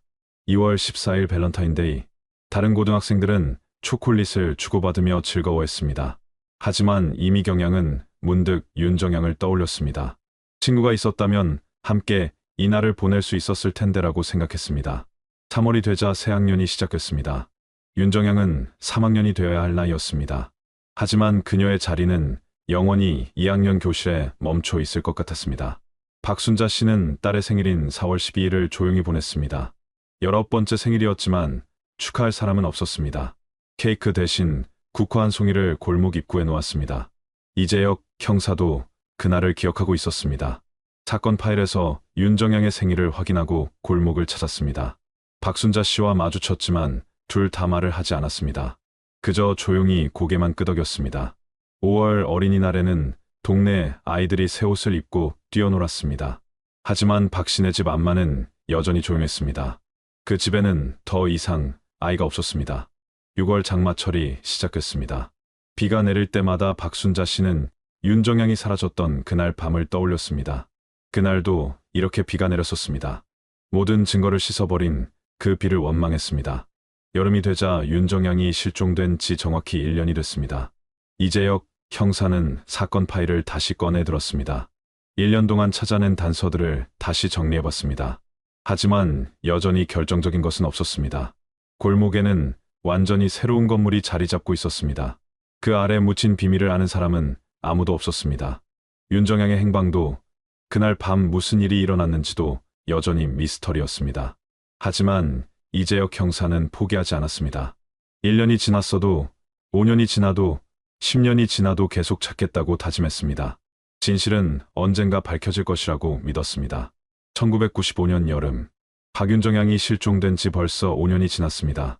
골목은 완전히 다른 모습으로 변해 있었습니다. 새로운 건물들이 들어서고 새로운 사람들이 살게 되었습니다.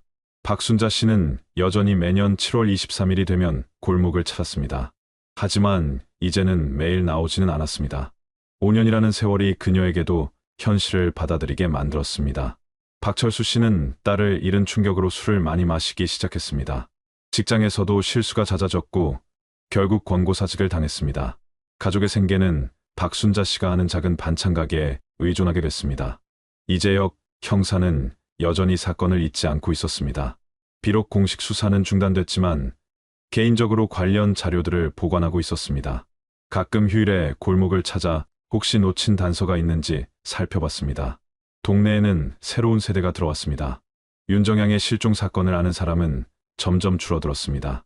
새로 이사 온 사람들에게는 그저 평범한 골목일 뿐이었습니다.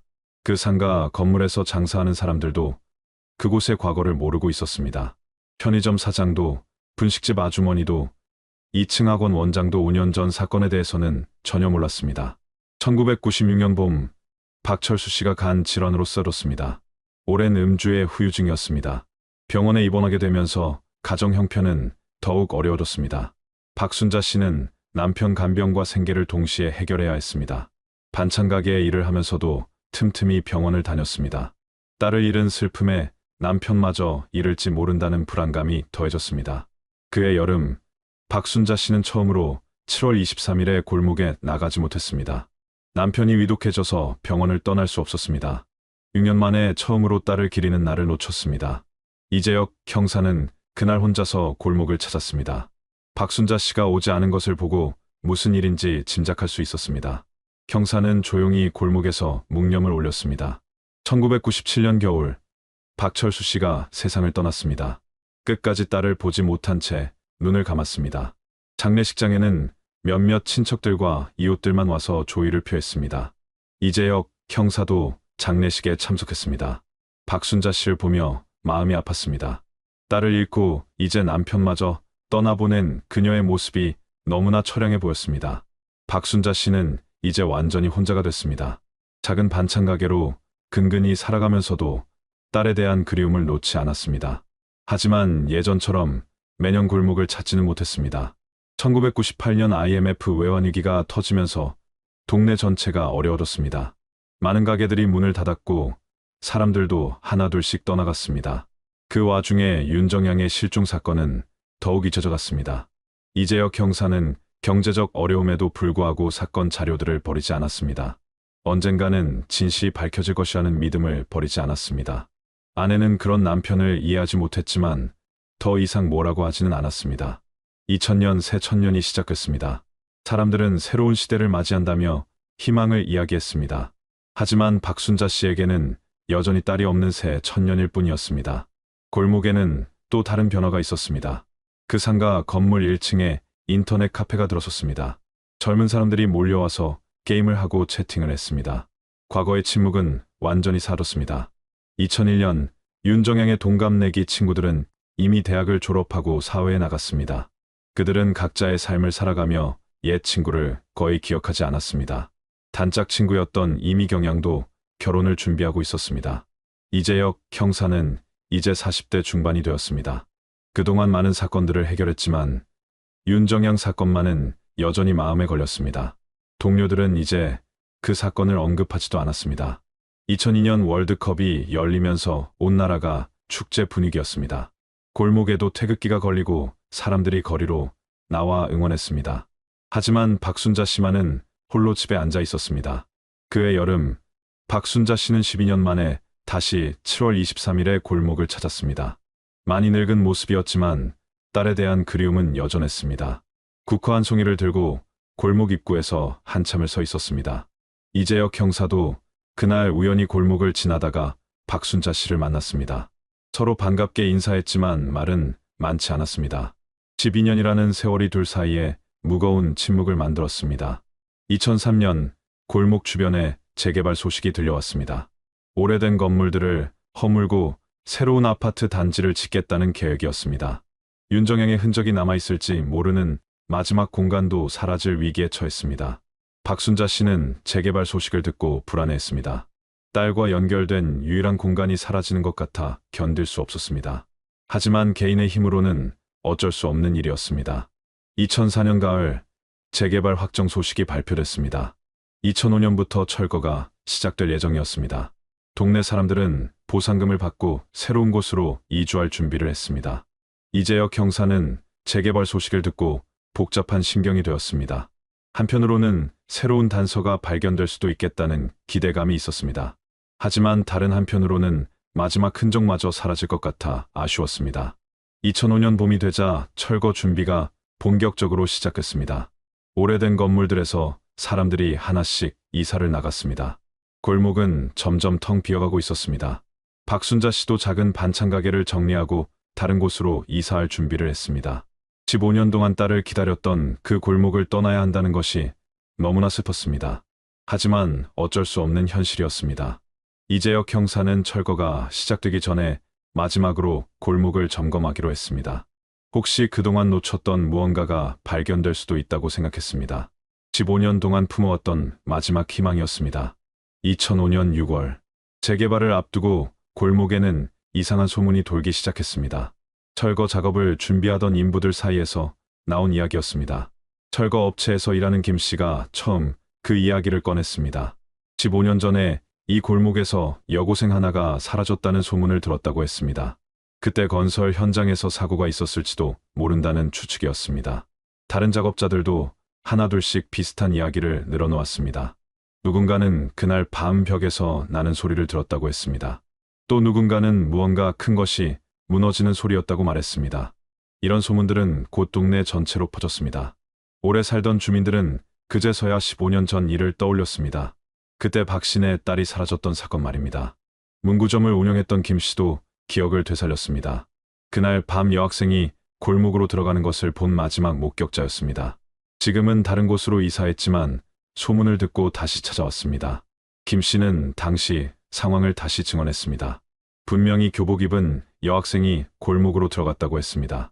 그리고 10분 후쯤 쿵 하는 소리가 났다고 다시 한번 확인했습니다. 떡볶이 가게를 했던 이 씨도 나타났습니다. 그날 밤 들었던 쾅 소리에 대해 다시 증언했습니다. 건설 현장 쪽에서 났던 그 소리가 지금도 귓가에 생생하다고 말했습니다. 골목 끝에 살던 고 씨 할머니는 이미 돌아가셨지만 그녀의 아들이 어머니의 증언을 전해줬습니다. 할머니가 생전에 자주 말씀하셨던 그날 밤의 발소리에 대한 이야기였습니다. 이런 증언들이 하나씩 모이자 사람들은 새로운 추측을 하기 시작했습니다. 혹시 그 여학생이 건설 현장에서 사고를 당한 건 아닐까 하는 의심이었습니다. 일부 주민들은 더 구체적인 추측을 내놓았습니다. 벽돌이 무너지면서 학생이 깔렸을 수도 있다고 했습니다. 그리고 놀란 누군가가 시신을 숨겼을 수도 있다는 이야기까지 나왔습니다. 이런 소문들이 이재혁 형사의 귀에도 들어갔습니다. 15년 동안 사건을 포기하지 않았던 그에게는 새로운 희망의 불씨가 됐습니다. 퇴직을 앞두고 있었지만 마지막 기회라고 생각했습니다. 형사는 즉시 현장으로 달려갔습니다. 철거를 앞두고 있는 상가, 건물을 자세히 살펴봤습니다. 15년 전과는 완전히 다른 모습이었지만 지하 구조는 그대로 남아있을 것이라고 판단했습니다. 건설 당시의 도면을 구해보기로 했습니다. 시청 건축과에서 1990년 허가받은 건축 도면을 찾아달라고 요청했습니다. 지하 구조가 어떻게 되어 있는지 확인하고 싶었습니다. 며칠 후 도면을 구할 수 있었습니다. 15년 전 건물에는 지하 1층이 있었고 그곳은 창고로 사용될 예정이었습니다. 하지만 실제로는 사용되지 않고 막혀 있었다고 기록되어 있었습니다. 이재혁 형사는 철거 업체 사장을 만났습니다. 철거 작업 전에 지하를 한번 조사해보고 싶다고 요청했습니다. 15년 된 실종 사건과 관련이 있을 수 있다고 설명했습니다. 철거 업체 사장은 처음에는 난색을 표했습니다. 공사 일정이 늦어질 수 있다는 이유였습니다. 하지만 형사의 간곡한 부탁과 설득에 결국 승낙했습니다. 7월 10일 지하 조사가 시작됐습니다. 15년 동안 막혀있던 지하 공간을 열어보는 작업이었습니다. 이재혁 형사와 몇 명의 작업자들이 함께 들어갔습니다. 지하는 예상보다 훨씬 습했습니다. 15년 동안 아무도 들어가지 않았던 공간이라 곰팡이 냄새가 심했습니다. 손전등 불빛만이 어둠을 밝히고 있었습니다. 지하 공간은 생각보다 넓었습니다. 약 30평 정도의 공간이 텅 비어 있었습니다. 벽면은 콘크리트로 마감되어 있었고 바닥은 흙바닥 그대로였습니다. 형사는 구석구석을 자세히 살펴봤습니다. 하지만 겉으로 봐서는 특별한 것을 발견할 수 없었습니다. 15년이라는 세월이 모든 흔적을 지워버린 것 같았습니다. 작업자 중 한 명이 벽면에 이상한 점을 지적했습니다. 한쪽 벽이 다른 벽들과 색깔이 조금 달라 보인다는 것이었습니다. 마치 나중에 다시 발라놓은 것 같다고 말했습니다. 이재혁 형사는 그 벽을 자세히 관찰했습니다. 분명히 다른 벽들과는 질감이 달랐습니다. 콘크리트의 색깔도 미묘하게 다르게 보였습니다. 작업자들에게 그 벽을 조심스럽게 뚫어보라고 요청했습니다. 혹시 그 뒤에 뭔가 숨겨진 것이 있을지도 모른다는 생각이 들었습니다. 드릴로 조심스럽게 구멍을 뚫기 시작했습니다. 콘크리트 가루가 날리면서 구멍이 점점 커졌습니다. 모든 사람들이 긴장한 채로 작업을 지켜봤습니다. 구멍이 어느 정도 커졌을 때 작업자가 손을 멈췄습니다. 뭔가 이상한 것이 느껴진다고 했습니다. 콘크리트 뒤에 빈 공간이 있는 것 같다고 말했습니다. 이재혁 형사의 심장이 빨리 뛰기 시작했습니다. 15년 동안 찾아 헤맸던 답이 그 벽 뒤에 있을지도 모른다는 생각이 들었습니다. 구멍을 더 크게 뚫어서 손전등을 집어넣어 봤습니다. 빛이 비추는 그곳에는 분명히 무언가가 있었습니다. 하지만 정확히 뭔지는 알 수 없었습니다. 작업을 중단하고 경찰서에 연락했습니다. 정식으로 감식팀을 요청해야 할 상황이었습니다. 15년 만에 새로운 전환점을 맞게 될지도 모르는 순간이었습니다. 그날 저녁 뉴스에서는 재개발 현장에서 의문의 공간이 발견됐다고 보도했습니다. 15년 전 실종 사건과 관련이 있을 가능성이 제기됐다고 했습니다. 박순자 씨도 그 뉴스를 봤습니다. 15년 동안 기다려온 소식일지도 모른다는 생각에 가슴이 두근거렸습니다. 하지만 동시에 두려움도 밀려왔습니다. 진실을 알게 될까봐 무서웠습니다. 2005년 7월 11일 새벽 6시, 이재혁 형사는 한잠도 자지 못했습니다. 어제 지하에서 발견한 그 벽이 계속 머릿속에 맴돌았습니다. 15년 동안 찾아 헤맸던 답이 그곳에 있을지도 모른다는 생각 때문이었습니다. 형사는 침대에서 일어나 책상으로 갔습니다. 15년 동안 모아온 윤정양 사건 자료들을 다시 꺼내 들었습니다. 두꺼운 파일 속에는 당시 조사 내용, 목격자 증언, 현장 사진들이 빼곡히 들어 있었습니다. 오래된 사진들을 하나씩 들춰봤습니다. 1990년 그 여름날의 골목 모습이 생생했습니다. 무너진 벽돌 더미, 건설 현장의 모습, 그리고 발견했던 교복 단추까지. 모든 것이 어제 일처럼 선명했습니다. 형사는 당시 건설 현장 관리자였던 최 씨의 증언을 다시 읽어봤습니다. 아침에 출근해보니 벽돌 더미가 무너져 있었다던 그 증언이 새롭게 느껴졌습니다. 그때는 단순한 사고로 여겼지만 지금 생각해보니 다를 수도 있었습니다. 오전 8시 형사는 경찰서로 출근했습니다. 어제 발견한 지하 공간에 대한 정식 수사를 요청하기 위해서였습니다. 15년이 지났지만 공소시효가 남아있는 사건이었습니다. 서장은 처음에는 회의적인 반응을 보였습니다. 이미 오래전에 종결된 사건을 다시 들춰내는 것이 과연 의미가 있을지 의문스럽다고 했습니다. 하지만 형사의 간곡한 요청에 감식팀 지원을 승인했습니다. 오전 10시 감식팀과 함께 현장으로 향했습니다. 어제보다 더 정밀한 장비를 갖고 왔습니다. 벽 뒤편에 있는 공간을 정확히 조사할 수 있는 내시경 카메라도 준비했습니다. 지하로 내려가자 어제와 같은 습한 공기가 코를 찔렀습니다. 감식팀원들은 마스크를 쓰고 조심스럽게 장비를 설치했습니다. 모든 작업은 증거 훼손을 방지하기 위해 세심하게 진행됐습니다. 내시경 카메라를 벽 구멍에 집어넣었습니다. 모니터 화면에 벽 뒤편의 모습이 나타났습니다.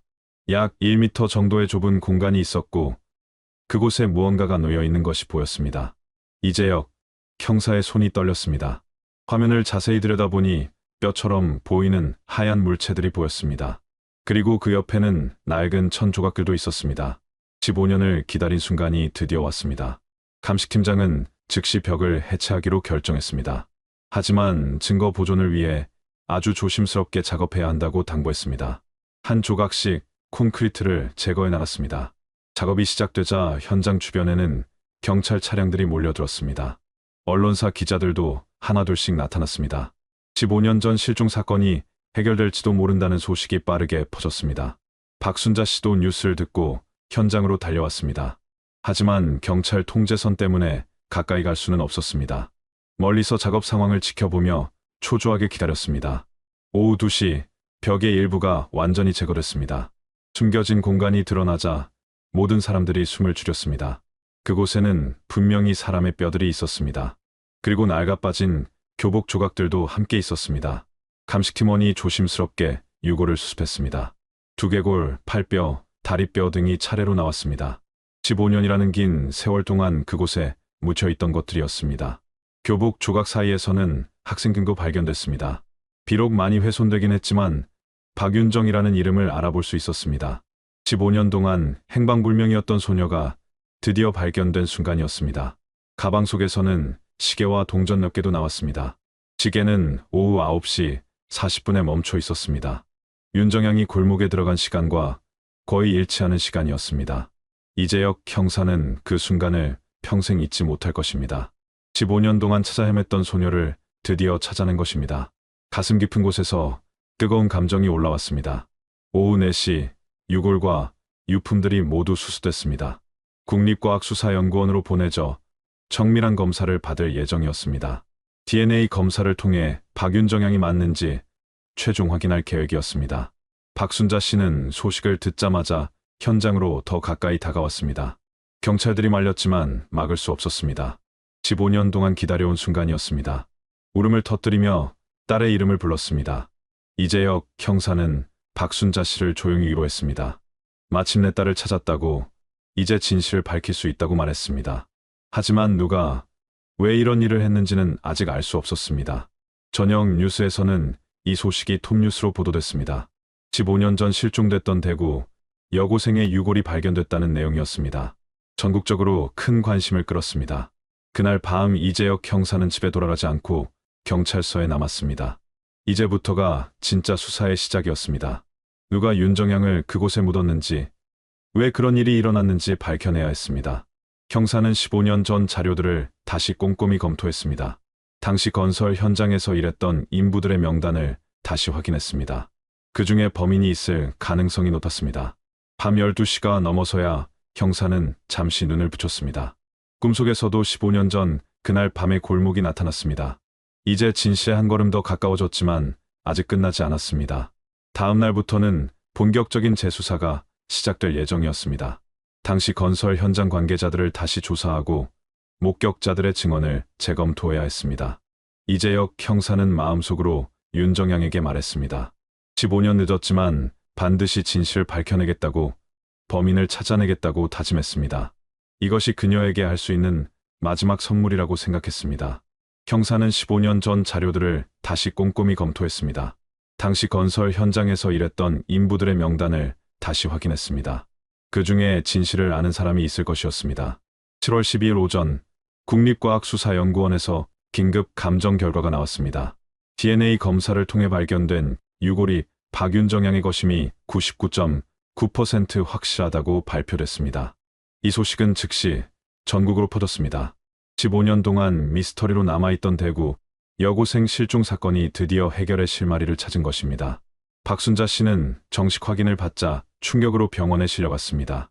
15년 동안 품어왔던 희망과 절망이 한순간에 무너져 내린 것이었습니다. 딸을 찾았다는 기쁨과 동시에 그동안의 고통이 한꺼번에 밀려왔습니다.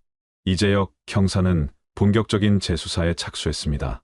당시 건설 현장에서 일했던 8명의 인부들을 모두 찾아내는 것이 우선이었습니다. 15년이 지났지만 모두 생존해 있었고 연락처도 파악할 수 있었습니다. 윤정양의 고등학교에서도 추도식을 준비했습니다. 15년 전 사라진 학생을 기리는 의식이었습니다. 당시 동급생들과 선생님들이 모여서 조용히 명복을 빌었습니다. 언론에서는 연일 이 사건을 다뤘습니다. 15년 동안 미제로 남아있던 사건이 해결된 것에 대한 사회적 관심이 높았습니다. 동시에 초기 수사의 허술함에 대한 비판도 제기됐습니다. 2005년 7월 13일 이재혁 형사는 당시 건설 현장에서 일했던 인부들을 하나씩 찾아가기 시작했습니다. 15년이 지났지만 8명 모두 생존해 있었고 대부분 대구 인근에서 여전히 건설업에 종사하고 있었습니다. 첫 번째로 만난 사람은 당시 현장 관리자였던 최 씨였습니다. 60대 중반이 된 그는 15년 전 일을 비교적 정확히 기억하고 있었습니다. 그날 아침 벽돌 더미가 무너져 있던 것도 생생히 증언했습니다. 두 번째로 만난 인부 김 씨는 처음에는 15년 전 일을 잘 기억하지 못한다고 했습니다. 하지만 형사가 계속 질문하자 점차 당황하는 기색을 보이기 시작했습니다. 손을 떨며 담배를 피우면서도 시선을 피했습니다. 형사는 김 씨의 반응에서 뭔가 이상함을 느꼈습니다. 다른 인부들과는 명확히 다른 태도였습니다. 김 씨에게 그날 밤 현장에서 뭘 하고 있었는지 다시 물어봤습니다. 김 씨는 머뭇거리다가 결국 진실을 털어놓기 시작했습니다. 그날 밤 9시 30분경 지갑을 찾으러 현장으로 돌아갔다고 했습니다. 어둠 속에서 손전등으로 지갑을 찾고 있었다고 증언했습니다. 그때 갑자기 골목으로 누군가 들어오는 발소리가 들렸다고 했습니다. 교복을 입은 여학생이 무거운 가방을 메고 걸어오고 있었습니다. 김 씨는 놀라서 벽돌 더미 뒤에 숨었다고 말했습니다. 바로 그 순간 비극이 일어났습니다. 불안정하게 쌓아놓았던 벽돌 더미가 갑자기 무너져 내렸습니다. 와르르 무너지는 소리와 함께 그 학생이 벽돌에 깔렸다고 김 씨는 떨리는 목소리로 증언했습니다. 김 씨는 급히 달려가서 벽돌들을 치웠지만 이미 늦었다고 했습니다. 머리에 큰 벽돌이 직격으로 맞아 즉사한 상태였습니다. 맥박도 없고 숨도 쉬지 않고 있었다고 말했습니다. 공포에 질린 김 씨는 그 자리에서 한동안 움직일 수도 없었다고 했습니다. 자신이 현장에 있었다는 것만으로도 의심받을 것이 두려웠습니다. 가족들을 생각하니 감옥에 갈 수는 없었다고 털어놓았습니다. 그래서 김 씨는 끔찍한 선택을 했습니다. 시신을 지하 창고로 옮긴 다음 벽돌과 시멘트를 가져와서 벽을 쌓아 숨겼다고 자백했습니다. 새벽 3시까지 걸린 끔찍한 작업이었습니다. 15년 동안 김 씨는 하루도 편안히 잠든 적이 없었다고 말했습니다. 악몽에 시달렸고 길에서 교복 입은 학생만 봐도 가슴이 두근거렸습니다. 죄책감에 술을 많이 마시며 살아왔다고 고백했습니다. 이재혁 형사는 김 씨를 경찰서로 동행했습니다. 15년 만에 드디어 진실을 말하는 증인이 나타난 것이었습니다. 조사실에서 김 씨는 더욱 상세한 진술을 했습니다. 7월 15일 검찰이 김 씨를 긴급 체포했습니다. 업무상과 실치사와 시체유기, 증거인멸 혐의였습니다. 김 씨는 고의로 윤정양을 해친 것은 아니라고 주장했지만 이후의 처리 과정에서는 잘못을 인정했습니다. 언론에서는 용의자 검거 소식을 대대적으로 보도했습니다. 15년 전 건설 현장에서 일했던 인부가 시체유기 혐의로 체포됐다는 내용이 연일 톱뉴스를 장식했습니다. 박순자 씨는 병원에서 이 소식을 들었습니다. 복잡한 심정이었습니다. 딸을 해친 사람이 잡혔지만 그것이 고의가 아닌 사고였다는 사실에 혼란스러웠습니다. 7월 20일 김 씨는 정식 기소됐습니다. 검찰은 비록 고의성은 없었지만 15년 동안 진실을 은폐한 것에 대해서는 무거운 처벌이 필요하다고 판단했습니다. 8월 첫 공판에서 김 씨는 모든 혐의를 인정했습니다. 변호사는 우발적 사고였고 15년 동안 충분히 반성했다며 선처를 호소했습니다. 하지만 검찰은 피해자 가족의 고통을 생각하면 엄벌이 필요하다고 주장했습니다. 박순자 씨도 법정에 참석했습니다. 15년 동안 딸을 기다렸던 어머니의 모습은 모든 사람들의 가슴을 아프게 했습니다. 그러나 그녀는 김 씨를 원망하기보다는 진실을 말해줘서 고맙다고 했습니다. 8월 15일 1심 선고가 내렸습니다. 판사는 우발적 사고이지만 이후의 은폐 행위가 피해자, 가족에게 15년간의 고통을 안겨준 중대한 범죄라고 판시했습니다. 김 씨에게는 징역 15년이 선고됐습니다. 김 씨는 판결을 담담히 받아들였습니다. 오히려 15년 동안 가슴에 품고 살아온 죄책감에서 벗어날 수 있게 되어 후련하다고 말했습니다. 이재혁 형사는 법정을 나서면서 복잡한 심정이었습니다. 15년 만에 사건을 해결했지만 결국은 우발적 사고였다는 사실이 씁쓸했습니다. 만약 김 씨가 처음부터 신고했다면 이런 비극은 없었을 것이라는 아쉬움이 남았습니다. 그날 저녁 뉴스에서는 15년 전 대구 여고생 실종 사건의 진범이 징역 10년을 선고받았다고 보도했습니다. 오랜 미제 사건이 드디어 막을 내렸다는 내용이었습니다. 윤정양의 장례식 준비가 시작됐습니다. 15년 만에 치르는 늦은 장례였지만 이제야 제대로 딸을 떠나보낼 수 있다는 마음으로 박순자 씨는 준비에 임했습니다. 오랜 기다림의 끝에서 마침내 평안을 찾을 수 있게 된 것입니다. 2005년 8월 20일 박윤정양의 장례식이 조용히 치러졌습니다. 15년 만에 딸을 품에 안을 수 있게 된 박순자 씨는 관 앞에서 오열했습니다. 너무 늦었지만 이제야 제대로 떠나보낼 수 있다는 안도감과 그리움이 교차했습니다. 장례식장에는 생각보다 많은 사람들이 모였습니다. 당시 동급생들과 선생님들, 그리고 15년 동안 이 사건을 지켜본 동네 주민들까지 모두들 조용히 고개를 숙여 윤정양의 명복을 빌었습니다. 단짝 친구였던 이미경 씨도 참석했습니다.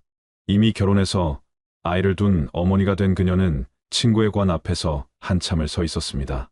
15년 전 함께 꾸었던 꿈들, 나누었던 이야기들이 주마등처럼 스쳐갔습니다. 이재혁 형사도 마지막 인사를 위해 장례식장을 찾았습니다. 15년 동안 포기하지 않고 찾아다닌 소녀 앞에서 조용히 묵념을 올렸습니다.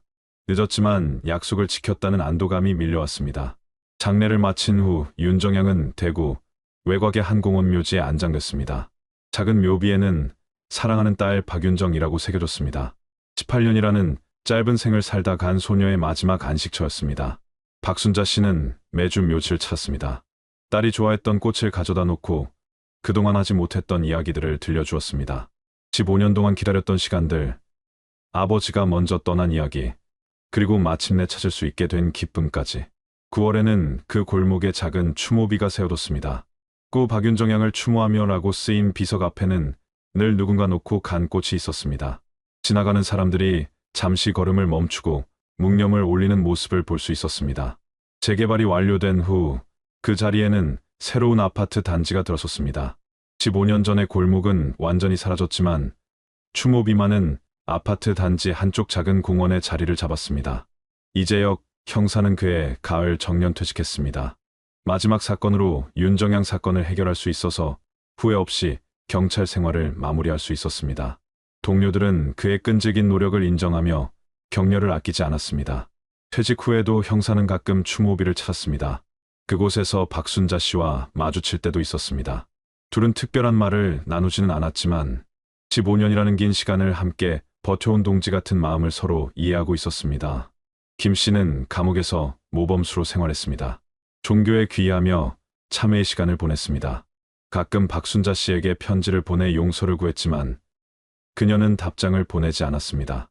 그러나 원망하지는 않는다고 주변 사람들에게 말했습니다. 2010년 사건 발생 20주년을 맞아 한 방송국에서 다큐멘터리를 제작했습니다. 15년 만에 밝혀진 진실이라는 제목의 프로그램은 큰 화제를 모았습니다. 치유 없는 모성애와 포기하지 않는 형사의 의지를 조명했습니다. 박순자 씨는 다큐멘터리 인터뷰에서 조용히 말했습니다. 딸을 잃은 슬픔은 여전하지만 이제는 어디에 있는지 알 수 있어서 마음이 놓인다고. 무엇보다 딸이 혼자가 아니라는 것을 알게 되어서 위로가 된다고 했습니다. 이재혁 전 형사도 인터뷰에 응했습니다. 15년이 걸렸지만 진실을 밝혀낼 수 있어서 다행이라고 말했습니다. 포기하지 않으면 언젠가는 답을 찾을 수 있다는 것을 이 사건을 통해 배웠다고 덧붙였습니다. 2015년 사건 발생 25주년이 되는 해에 박순자 씨는 조용히 세상을 떠났습니다. 딸을 찾은 후 10년을 더 살며 그리움을 달랠 수 있었습니다. 장례식에는 이재혁 전 형사를 비롯해 많은 사람들이 조의를 표했습니다. 박순자 씨는 딸 옆자리에 안장됐습니다. 모녀가 나란히 누운 묘지에는 다시 만난 모녀라는 작은 표석이 세워졌습니다. 25년 만에 재회한 어머니와 딸의 영원한 안식처가 되었습니다. 2020년 사건 발생 30년이 되던 해에 김 씨가 출소했습니다. 15년의 복역을 마친 그는 윤정양의 묘지를 찾아 참회했습니다. 그곳 앞에서 무릎을 꿇고 용서를 빌었습니다. 그날 밤의 벽돌 소리는 이제 골목에서 들을 수 없습니다. 하지만 사람들의 기억 속에는 여전히 남아 있습니다. 진실을 포기하지 않는 의지와 끝까지 기다린 모성애의 이야기로 1990년 여름 그날 밤 비와 함께 사라진 한 소녀의 이야기는 이렇게 30년 만에 완전한 결말을 맞았습니다. 늦었지만 진실은 반드시 밝혀진다는 것을, 그리고 사랑하는 사람을 기억하고 기다리는 마음의 소중함을 우리에게 일깨워 주었습니다. 끝까지 시청해 주셔서 감사합니다. 구독과 좋아요는 영상 제작에 큰 힘이 됩니다.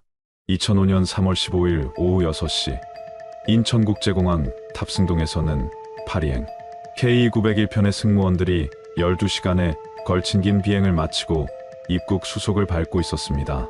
그 중에는 대한항공 국제선 승무원 장미래 씨의 모습도 보였습니다. 27세의 미래 씨는 입사 5년차 베테랑 승무원으로 동료들 사이에서도 성실하고 책임감이 강한 것으로 유명했습니다. 키 165cm의 단정한 외모를 지닌 미래 씨는 승객들에게도 인기가 많았고 회사 내에서도 모범 사원으로 통했습니다. 최근 들어 국제선 근무가 늘어나면서 체력적으로 힘든 기색을 보이기도 했지만 승무원이라는 직업에 대한 자부심만큼은 여전했습니다. 이야기 시작 전 구독과 좋아요는 영상 제작에 큰 힘이 됩니다. 미래 씨는 서울 분당에 위치한 부모님 집에서 가족과 함께 살고 있었습니다. 아버지 장철수 씨는 중경건설회사에서 부장으로 근무하고 있었고 어머니 김정숙 씨는 전업주부였습니다. 이남 일녀 중 막내인 미래 씨는 집안의 귀여움을 독차지하며 자랐지만 결코 응석바지는 아니었습니다. 대학교 4학년 때부터 승무원의 꿈을 키워온 미래 씨는 수차례의 면접 끝에 대한항공에 합격했고 가족들의 자랑스러운 딸이었습니다. 평소 가족과의 약속은 절대 어기지 않았고 특히 연락이 안 되는 경우는 단 한 번도 없었습니다. 입국 수속을 마친 미래 씨는 공항에서 곧바로 분당으로 향하지 않고 김포공항 근처 호텔에서 동료들과 간단한 회식을 가졌습니다. 장거리 비행을 마친 승무원들의 관례적인 모임이었고 미래 씨도 동료들과의 끈끈한 정을 소중히 여겼습니다. 회식이 끝난 후 미래 씨는 오랜만에 만나기로 한 대학 동창들과의 약속을 위해 분당으로 향했습니다. 저녁 8시 30분경 미래 씨는 분당 정자동의 한 이탈리안 레스토랑에서 대학 시절 같은 과 동창 3명과 만났습니다. 동창 박수진 씨는 미래 씨가 평소보다 조금 피곤해 보였지만 여전히 웃음이 많고 밝은 모습이었다고 기억했습니다. 미래 씨는 최근 유럽 노선이 늘어나면서 시차 적응이 힘들다고 털어놓았지만 세계 각국을 돌아다니며 다양한 사람들을 만나는 일이 여전히 즐겁다고 말했습니다. 친구들은 미래 씨가 평소처럼 절제된 모습으로 와인 한두 잔만 마셨다고 증언했습니다. 오후 10시 50분 레스토랑에서의 만남을 마친 미래 씨는 친구들의 배웅을 받으며 혼자 택시를 탔습니다.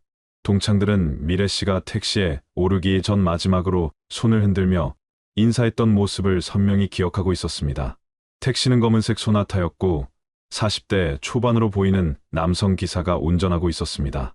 미래 씨는 택시 문을 닫으면서 친구들에게 조심히 들어가라고 말했고 이것이 외부인들이 본 미래 씨의 마지막 모습이었습니다. 오후 11시 30분 택시 안에서 미래 씨는 어머니 김정숙 씨에게 전화를 걸었습니다. 어머니는 딸의 목소리가 평소와 다르지 않았으며 별다른 이상 징후를 느끼지 못했다고 회상했습니다. 미래 씨는 친구들과 만나서 조금 늦을 것 같으니 걱정하지 말고 먼저 자라고 말했습니다. 통화는 약 2분간 이어졌고 미래 씨는 내일 아침 일찍 나가야 하니까 일찍 들어가겠다고 덧붙였습니다.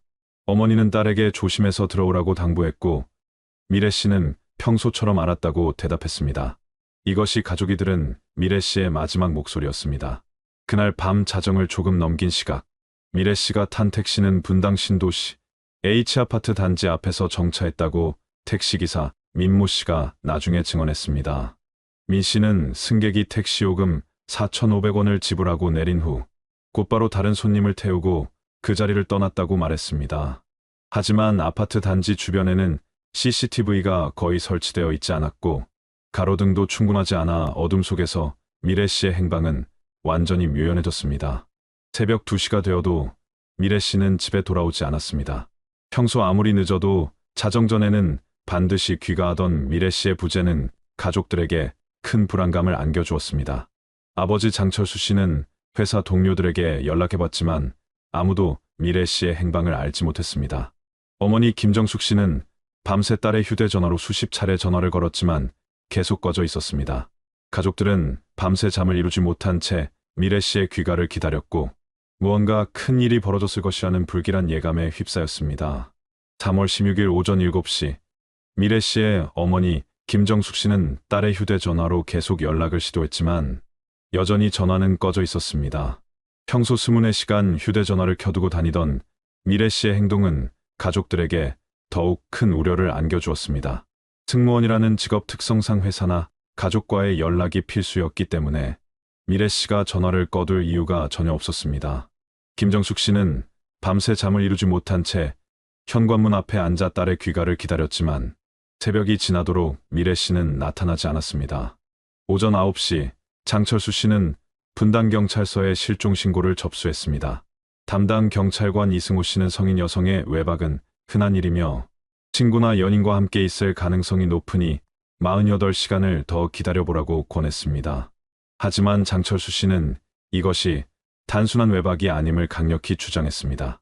미래 씨는 어려서부터 가족과의 약속을 어긴 적이 한 번도 없었고 특히 다음 날 오전 비행 스케줄이 있어 일찍 출근해야 했기 때문입니다. 경찰은 형식적으로 신고서만 접수하고 적극적인 수사에 나서지 않았습니다. 오전 10시 대한항공 승무팀에서는 미래 씨가 출근하지 않았다고 가족에게 연락했습니다. 승무팀장 박미경 씨는 미래 씨가 5년간 한 번도 무단 결근을 한 적이 없는 모범 사원이라며 분명히 무슨 일이 있었을 것이라고 걱정을 표했습니다. 회사에서는 긴급히 대체 승무원을 투입하여 항공편 운항에 차질이 없도록 조치했지만 동료들은 모두 미래 씨의 갑작스러운 부재를 이상하게 여겼습니다. 가족들은 더 이상 기다릴 수 없었습니다. 장철수 씨와 두 아들은 미래 씨가 자주 다니던 분당 일대의 카페, 쇼핑몰, 미용실을 일일이 찾아다니기 시작했습니다. 김정숙 씨는 미래 씨의 대학 동창들과 회사 동료들에게 연락하여 혹시 미래 씨의 행방을 아는지 물어봤습니다. 하지만 아무도 15일 밤 이후 미래 씨를 본 사람은 없었습니다. 마지막으로 미래 씨를 본 대학 동창 박수진 씨는 경찰서까지 찾아가 진술서를 작성했습니다. 오후 2시 가족들은 미래 씨가 자주 이용하던 은행과 카드사에 연락하여 카드 사용 내역을 확인해 달라고 요청했습니다. 하지만 개인정보보호법에 따라 본인이나 경찰의 공식적인 요청 없이는 정보를 제공할 수 없다는 답변만 돌아왔습니다. 가족들은 답답함을 느꼈지만 할 수 있는 일이 많지 않았습니다. 경찰의 적극적인 수사 없이는 개인이 할 수 있는 일에는 한계가 있었습니다. 오후 4시 미래 씨가 마지막으로 탔던 택시를 찾기 위해 가족들은 분당 택시조합에 연락했습니다. 하지만 15일 밤 정자동에서 H아파트까지 운행한 택시가 수십 대에 이르렀고 구체적인 시간이나